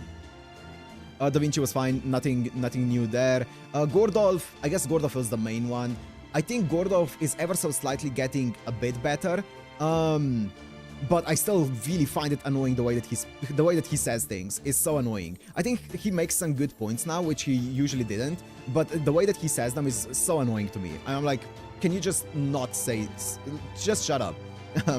But he does sometimes make some good points, but I'm like, bro, you say it in a way that makes me not even want to listen to you just because you say it in such an aggravating way. He is a bit more sensible than he was. Just the way that he speaks is so annoying, though, for me. Who else is there? Manure didn't really have much of a character, so I'm not gonna talk about him. I guess Skadi. Skadi. Skadi grew on me. Skadi is a fun character. She's not as much of an ice queen as I thought she would be. I think she actually was pretty cool when it comes to her character and stuff. Her, you know, talking about loving people and stuff like that. And especially here towards the end of, you know, having a conviction to protect her lost belt, even though she knows it's not the correct one and stuff like that. Just and her people. I like her. She's good. And also her acknowledging that, like, it's far from a perfect or an ideal world. She's good. She was chill. Yeah, I agree. I don't think she was the most insanely memorable character. She was just chill. She was good. Skadi, Valkyries. I didn't get to see any of Trude and Hilda's characters, so I have no opinion on them. We got to see like 3 lines from each of them, so I don't know anything about them. But Urtlinda did grow on me quite a bit, so I really like Urtlinda a lot. She was very loyal, and I like her. She showed some great character with the entire avenging the sisters and stuff like that, and you know, her anger and stuff was really cool. I actually really liked Urtlinda. Surtr. I don't like Surtr. I do not like him, especially when he was in Sigurd's body. He was just so sleazy. Ugh. Yeah, he was kind of sleazy. So, yeah, when he was like always in Ophelia's room, even when Ophelia was like, "Can you please just go out of my room?" and he was like, "Nah, actually, I'm gonna be where I want to be." And I'm like, Sigurd and Brynhild. Dude, they're such a good couple. They're so fun. Sigurd, after, obviously, I'm gonna talk about Sigurd when, like, after Surtr left his body. That's what I'm talking about when I mentioned Sigurd. They were great. They were so fun. Yeah, they're the most fun couple in FGO so far. I don't remember what other couple I've seen in FGO, but they're so fun. I love their dynamic. It's just pure fun. I love it. I love it. So yeah, also Brynhild on herself, I also really like. I like the fact that she's kind of like an ice queen a bit, but also she shows her emotion like from time to time. She's great. And she's a fun one. What else is there? Bryn, Sitonai? Sitonai, I wish there was more of her. Not in the sense of like, oh, I love Ilya so much, I need more. It's more in the sense of I didn't get to really see much of her. I feel like we got to see a tiny bit of Sitonai, and then she just peaced out. She didn't really do much here. She let us out of the cell, obviously, and helped us out a bit in the castle, but apart from that, she was kind of just vibing there, which is cool. And also, obviously, the Heracles thing that happened, but I wish we got to see a bit more of her. I didn't really get to get a big read on her personality or anything like that, so I don't think I have too much on Kadok Anastasia versus Sigurd Bryn. Oh, Sigurd Bryn are more of a married couple dynamic. Kadok Anastasia are awkward, maybe kind of some flirting. Yeah, it's completely different. Yes, Sitonai was okay for the time that she got. I wish she got more time though. Napoleon, that's the big one, right? Napoleon's the big one. I liked some aspects of Napoleon. His entire speech at the end was great, and I also think that his introduction and everything that he did in the introduction was really hype, really good. He has a lot of testosterone, but I hated how much he was flirting with everyone. And to be fair, it had some like it played a pretty big role in the story with Ophelia, right? But I just don't like those kind of characters, and whenever he started flirting with like Brynhild, Ophelia, like everyone, I was just rolling my eyes. So that's one thing that I wasn't a fan of, but Lancelot 2.0 basically. I think he's a bit more toned down than Lancelot, but yeah, I think overall he was still cool. Season 9 came out a while later than the Halloween event and had caster Shuten. Elizabeth Japan is still an NPC gel. Oh. Nah. But yeah. Napoleon was married twice. I think they mentioned that, yeah.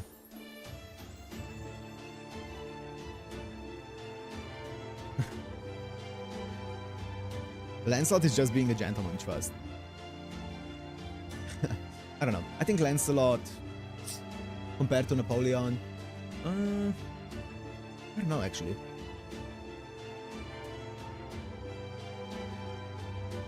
Iskandar has 50% more raise without any effort. I 100% agree. I think Iskandar is 100% more of a Giga Chad. I think, I don't know, in my eyes, whenever you see a Giga Chad character and then they start flirting with everyone, you just instantly lose like 50% of the aura. We have maintenance tonight, so event is up tomorrow. Yeah. Yeah.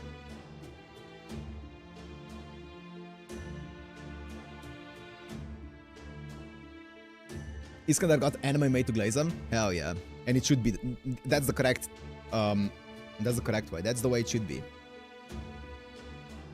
What's your expectation for LB3? I mean, I know everyone says that LB3 is the weakest, so I'm not going into it with too much expectation. So I feel like I'll enjoy it either way, because yeah, as I said, people say that it's the weakest, so I'm excited for it because of that.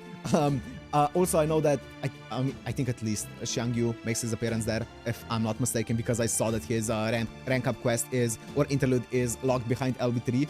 So I'm excited for that. Do we have a wheel for Grail form? Nah.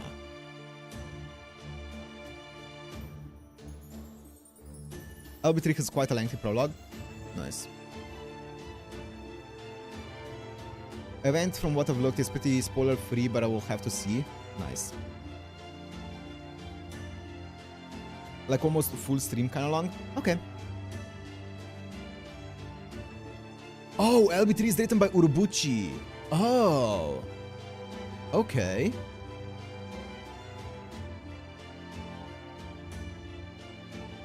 That's fun. Oh god, I can already see. Oh god, oh man, okay. That's gonna be interesting. Oh man.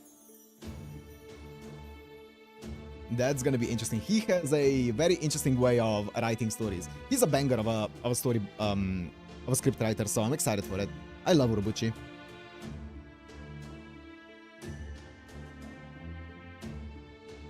So I'll see how it's gonna go. But yeah. Anyways. I'm excited. I also want to see, I'm sure that in the prologue, or at least I hope in the prologue, we're gonna see, like, I want to see the other cryptors' reactions to Ophelia and stuff like that. I have a feeling they might not care too much, but I want to see, I feel like Pepe would probably care. Like, because he was one of the girlies. So, I want to see what their reaction is gonna end up being for this. Fate Zero and Sai no Uta, for those who don't know. Also, Psychopaths, Madoka Magica.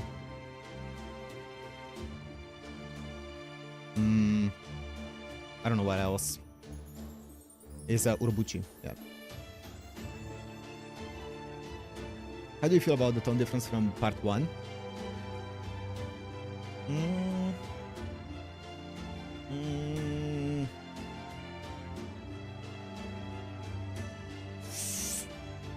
Oh, it's hard. That's hard. How do I feel about the tone difference? Wait, I'm going through all the singularities in my head right now. It feels like it feels like it's a lot more structured in a way where I feel like part 1 was kind of, at least not all of it, but a lot of part 1 was just go from point A to point B to point C to point D to point E and then fight the last boss and that's it. Whereas I feel like here, you are just in this confined space where you just have to figure out what's happening in the world. So I like that aspect of it. I think obviously we're getting some more deaths, but I don't think it's like a lot darker than the other parts. I do think we're getting a tiny bit more, like a few deaths and stuff like Ophelia. That was one that I did not want to expect. Yeah. Robuchi wrote Fate Zero to escape incoming depression from writing Madoka.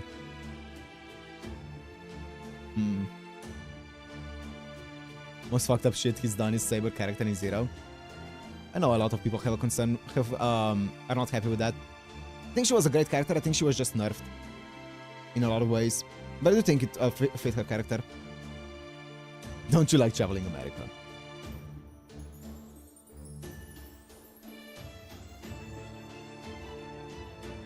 Which one hit harder? Salieri's Twinkle Twinkle Little Star, Gerda's Last Moment, or maybe Ophelia? I mean, the hardest moment here that out of the first two LBs for me, when it comes to purely emotional weight, was Ophelia's moment. For sure. For sure, for sure.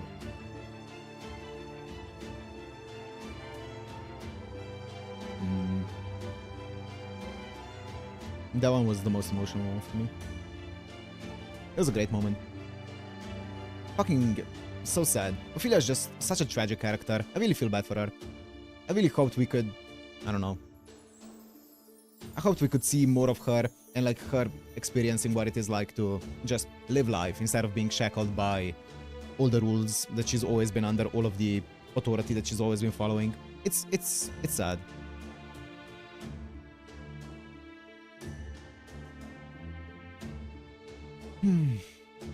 Yeah. That's unfortunate. We all wish she could have joined us.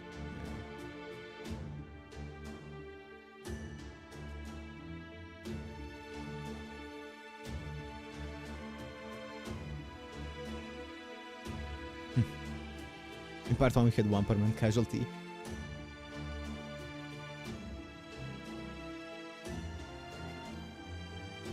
Just sad how the Cryptes and Fujimaru have to fight. Yeah. Oh yeah, I did see a comment about the entire foreign god stuff that was explaining it. I guess I can kind of mention it, but they did say that it's gonna get explained more. It was the thing that we were talking about, you know, how the foreign god created 7 lost belts for the 7 people to make them survive, and I said, I think something along the lines of like, all of like the lost belts need to be sacrificed for the people to survive or something along those lines, but the comment said that what the text said was that there needs to be suffering or something like that. It's not about sacrifice, it's about suffering. That's what it said in the comment, but it also said that it's gonna get more explained later down the line, so don't worry too much about it. So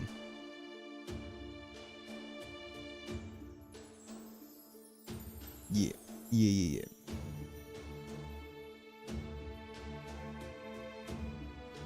I'm excited to get to know more of the...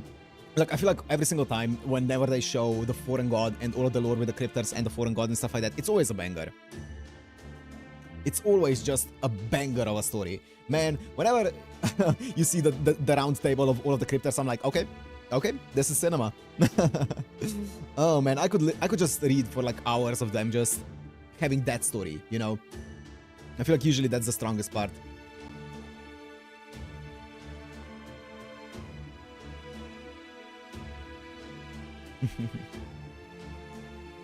You're gonna see his horse bando next LB after your break too. Yeah. Oh yeah, by the way, since we have finished LB2 now, let me talk about the break that I've already talked about before.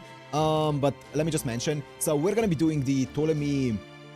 Obviously, we're gonna be summoning for Ptolemy, and we're gonna be doing the Holy Grail front or whatever event.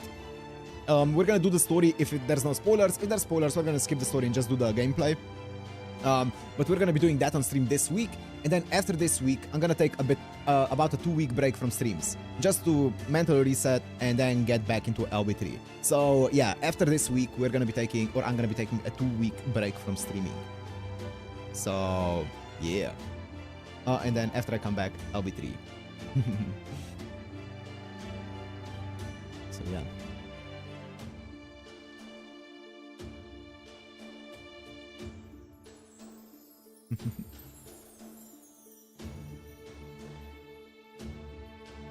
You're going to be able to enjoy the last Grail front we'll ever have. Yup.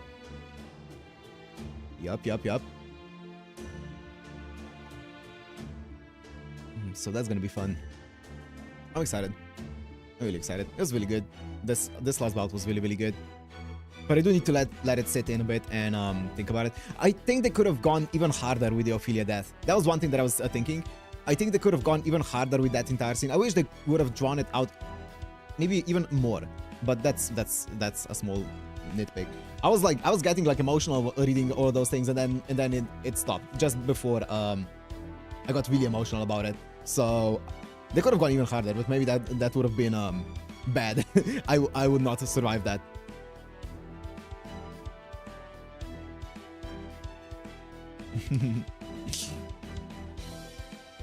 But yeah, the boss fight. Oh, I guess the boss fights. The boss fights were honestly, the Valks were the hardest. the Valks. No, not blood. No, Robert. Not blood. I'm talking about the speech at the end when she was dying.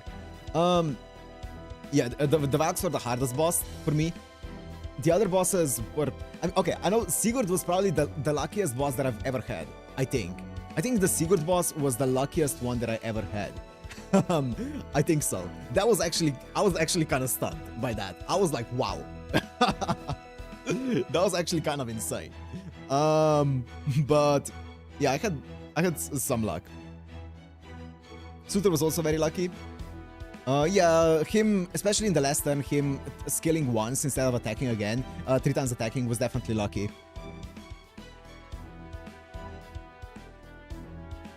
Dialogue is the hardest boss, true. Sigurd wanted you to kill him and accept that bribe. True. Bribe.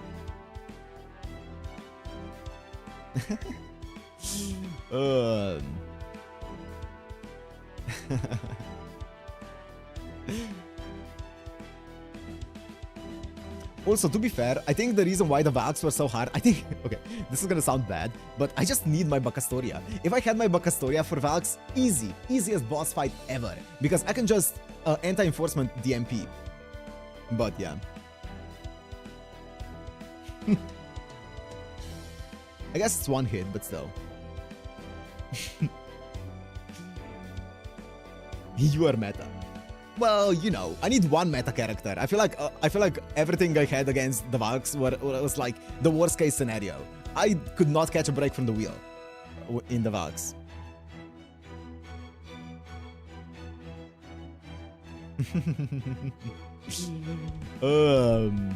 Once you stagger that MP multiple times, I could stun one of them, or maybe I would have a support that could reduce charge once or something, and then that would be fine. I can survive one MP, and then stun one of them and delay the timing, you know, and then it's fine. Also, let me see something.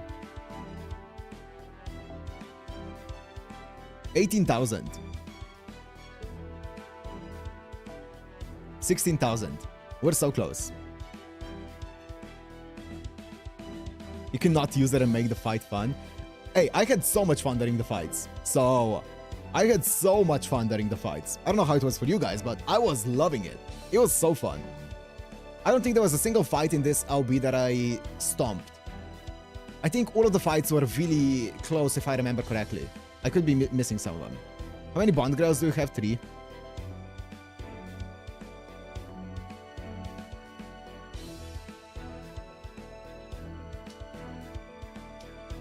Every Sigurd one? I mean, the early Sigurd fights were just easy, though. The early Sigurd fights were not... I don't think they were supposed to be hard. They were like the same level as the LB1 early fights, which were also really easy.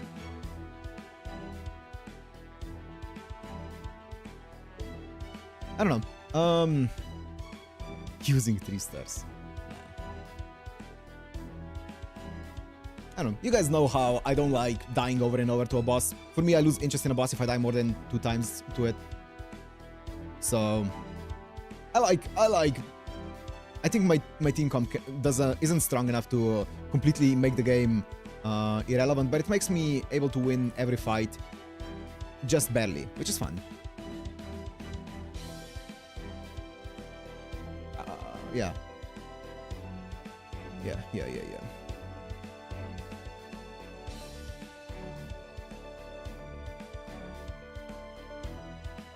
You play for so long? Yeah, that's fair. You'll get fucked for your leveling choices. What do you mean by leveling choices? Bestie. Get ya.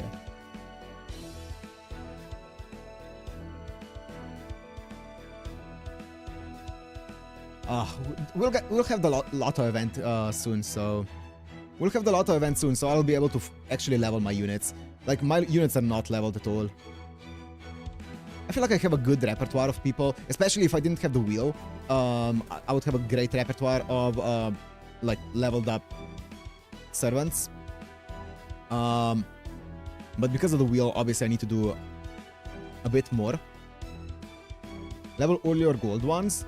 I mean, okay, I will level my Suzuka, but I'm probably never gonna use her, just because I have so many riders.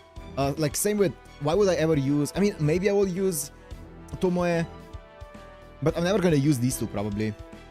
I'm also, if I already have Suzuka, why would I use Kaines? I prefer Suzuka to Kaines. Same with Beowulf, I'm probably never gonna use them.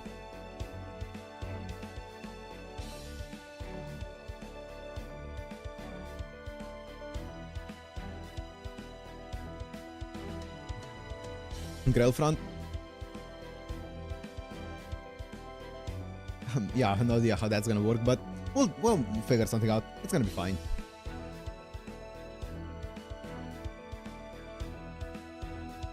Anything else? Are all sources of pure presence in SQ? Yeah. If you don't, I mean, the Lotto, it's not very good in terms of XP. Okay, I mean, XP is not my main concern. My main concern is definitely QP and Mets.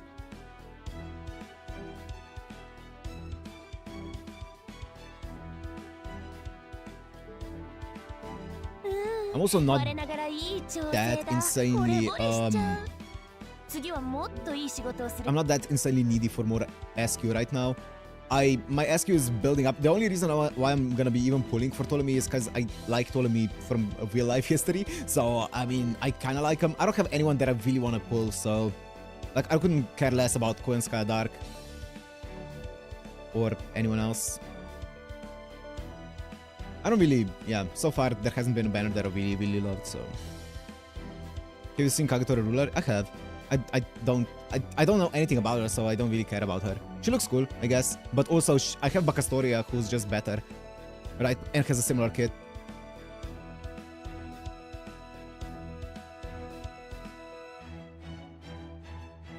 Her MP looks amazing. It looks good, yeah. I saw the animations, I think. Actually, did I? I think I just saw the kit. I actually don't know if I saw the animations or not.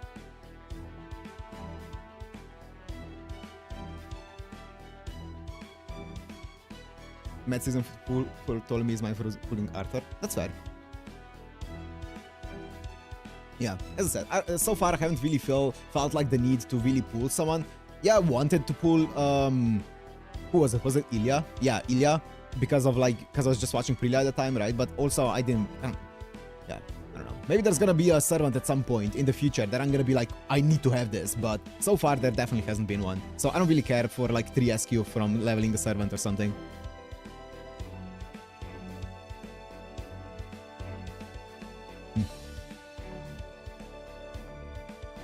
Have you seen Ptolemy's animations? No, I have not. Ishtar, I'm gonna be honest, like, I love Ishtar.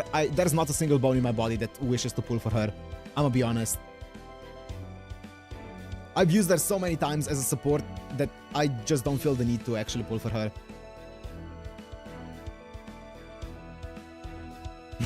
I've used her so many times. I can use her as a support whenever I'm farming, and that's good for me.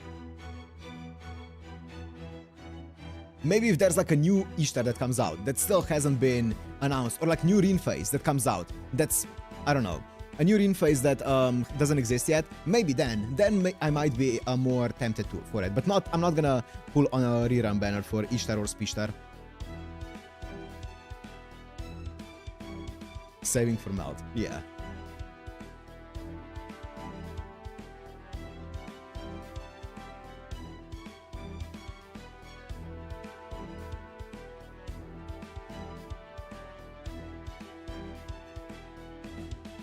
There'll be a new Rune phase next anniversary.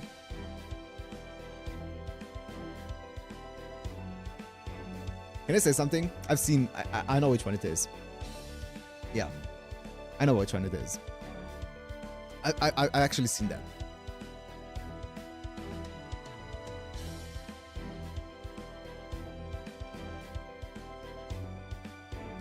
I know it's space-irish. Spirish. I've actually seen that. I'm not gonna pretend that I didn't.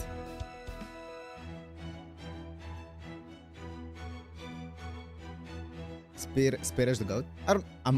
So far I'm not tempted to pull her at all, but maybe. I don't know. I haven't seen her animations. I don't know what she looks like, actually. I just know that she is gonna be a banner at some point. How do you feel if Ishtar wasn't a Rin face? I mean, that's a good question. Her being a Rin face definitely sold me on the character way faster and made me attached to the character way faster. Oh, I don't know. I would definitely feel differently, even if she was the same. I don't know, actually. That's... I think I would like her less. I would still like her because I like the tsundere energy that she has and the girl failure energy that she has, but I would definitely like her less.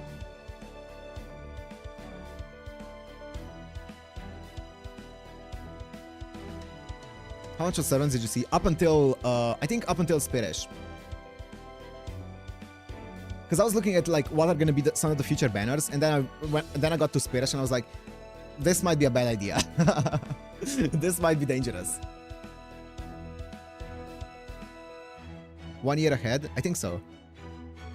I don't remember anyone but Spirish, I think. Maybe if someone said the name, I would remember them, but from the top of my head, I don't remember anyone. Because it was some time ago. So I don't remember anyone else apart from Spirish.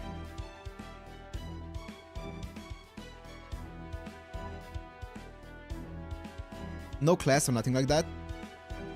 Now that you say it, I don't remember it, no. Maybe if I did see it, I definitely don't remember it.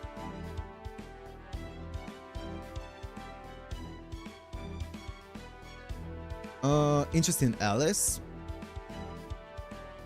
Alice is in...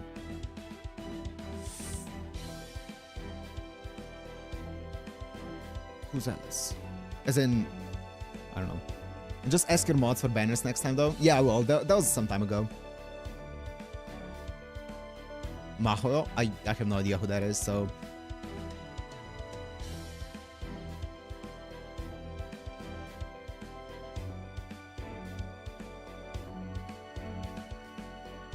I don't know anything about Mahoyo. So I have no interest in pulling or whatever.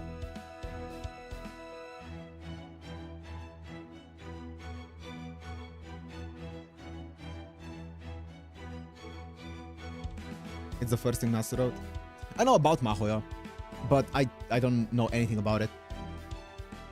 Or I know of Mahoyo, but I don't know anything about it.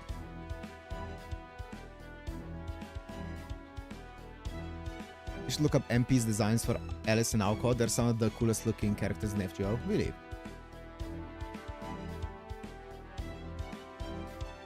Tsukihime servants like Arceus? Zero. Once again, I haven't played Tsukihime. I do eventually plan on playing Tsukihime. I'm just waiting for the PC version to drop of the remake. But yeah, I have zero attachment, or I have zero interest in Arceus right now because I don't know anything about her. She's just another character to me. Will you read Mahoyo about the collab event?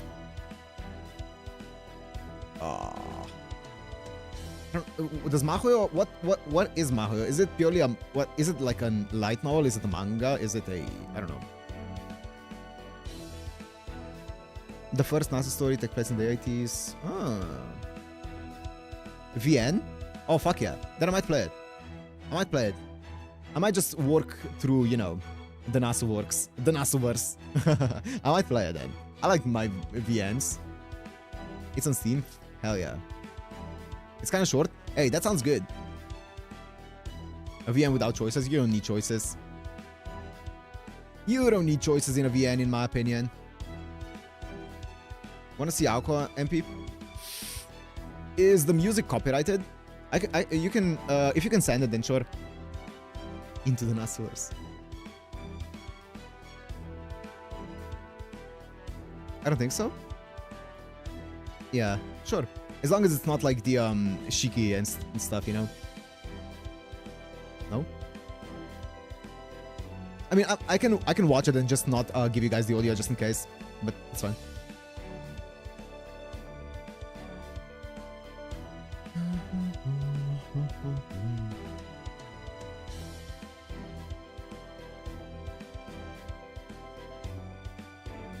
I like choices.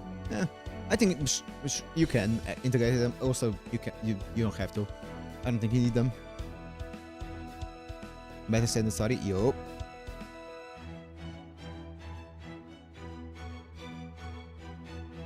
The VN is 2011, 2012 rewrite. Got it, Zeno, got it. Oh, okay. Let me do. Am I? Looks good to me. Let me.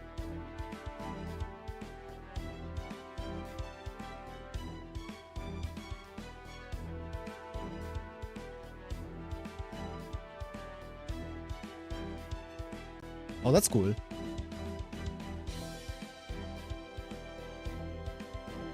Ooh.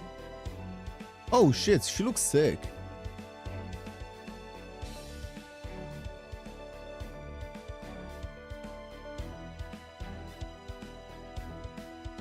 Jesus Christ. Jesus Christ. Oh my god. Oh, wow, that's cool. That's a cool chain.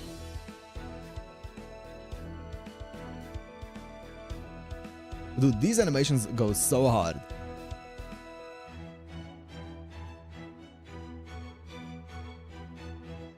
Holy fuck, what the fuck? They really pulled out all the stops to this one, huh? Wow. That's kind of insane, not gonna lie. First MP is a transformation buff, second is damaging. Wow. Some of her attacks are AoE. Huh. Fifth magic? God damn.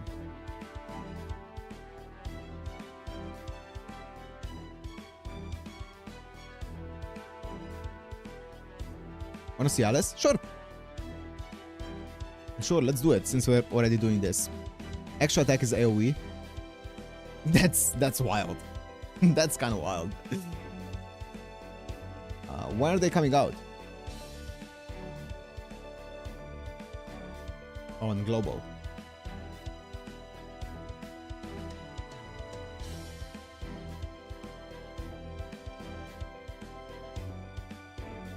Next year spring? Nice. April? Nice. Put the audio on Alice's? Sure.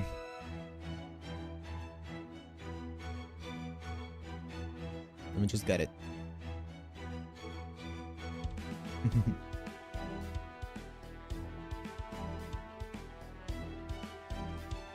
I got it. Oh, 7 stream. Wait, which one is it?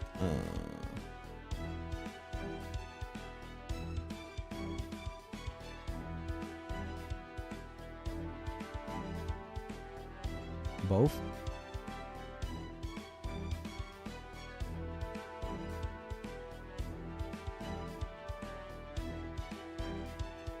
Let me do this.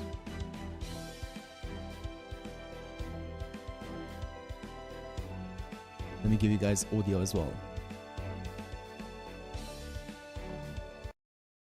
And let me lower it so I don't blow out your guys' ears.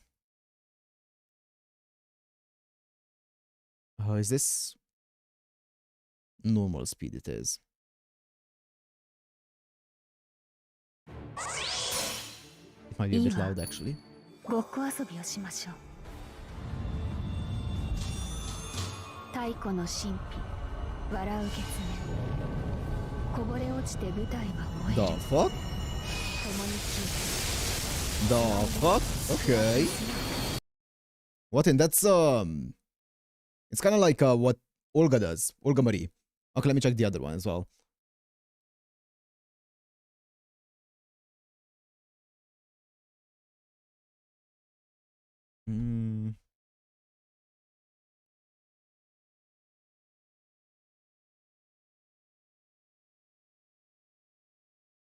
Looks similar.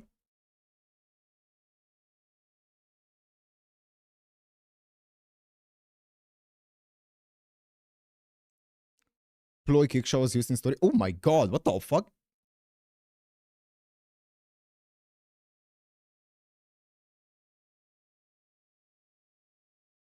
What the fuck? What the fuck is happening here? Overkill. Yeah, tell me about it. Huh? Ah, sicko. Schizo. She's going through it, huh?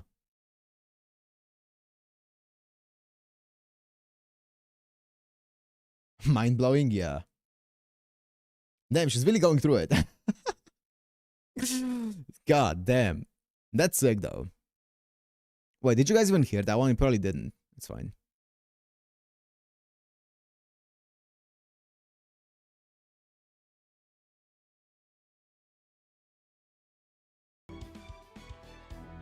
Ugh. She has a passive with 5-time guts. Damn.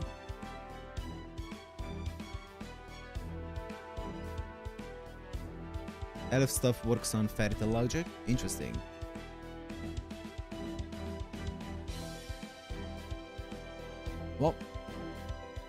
Well, that's that, guys.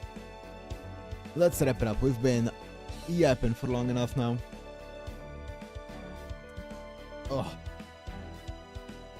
So yeah, tomorrow there might be a short stream. I might end up doing either just a stream to maybe just pull for Ptolemy. I'm gonna wait a bit with the actual Grell front, so I might just either do a pull stream later, or maybe no stream, maybe Hawkside trial, maybe something along those lines. I can't say anything for sure.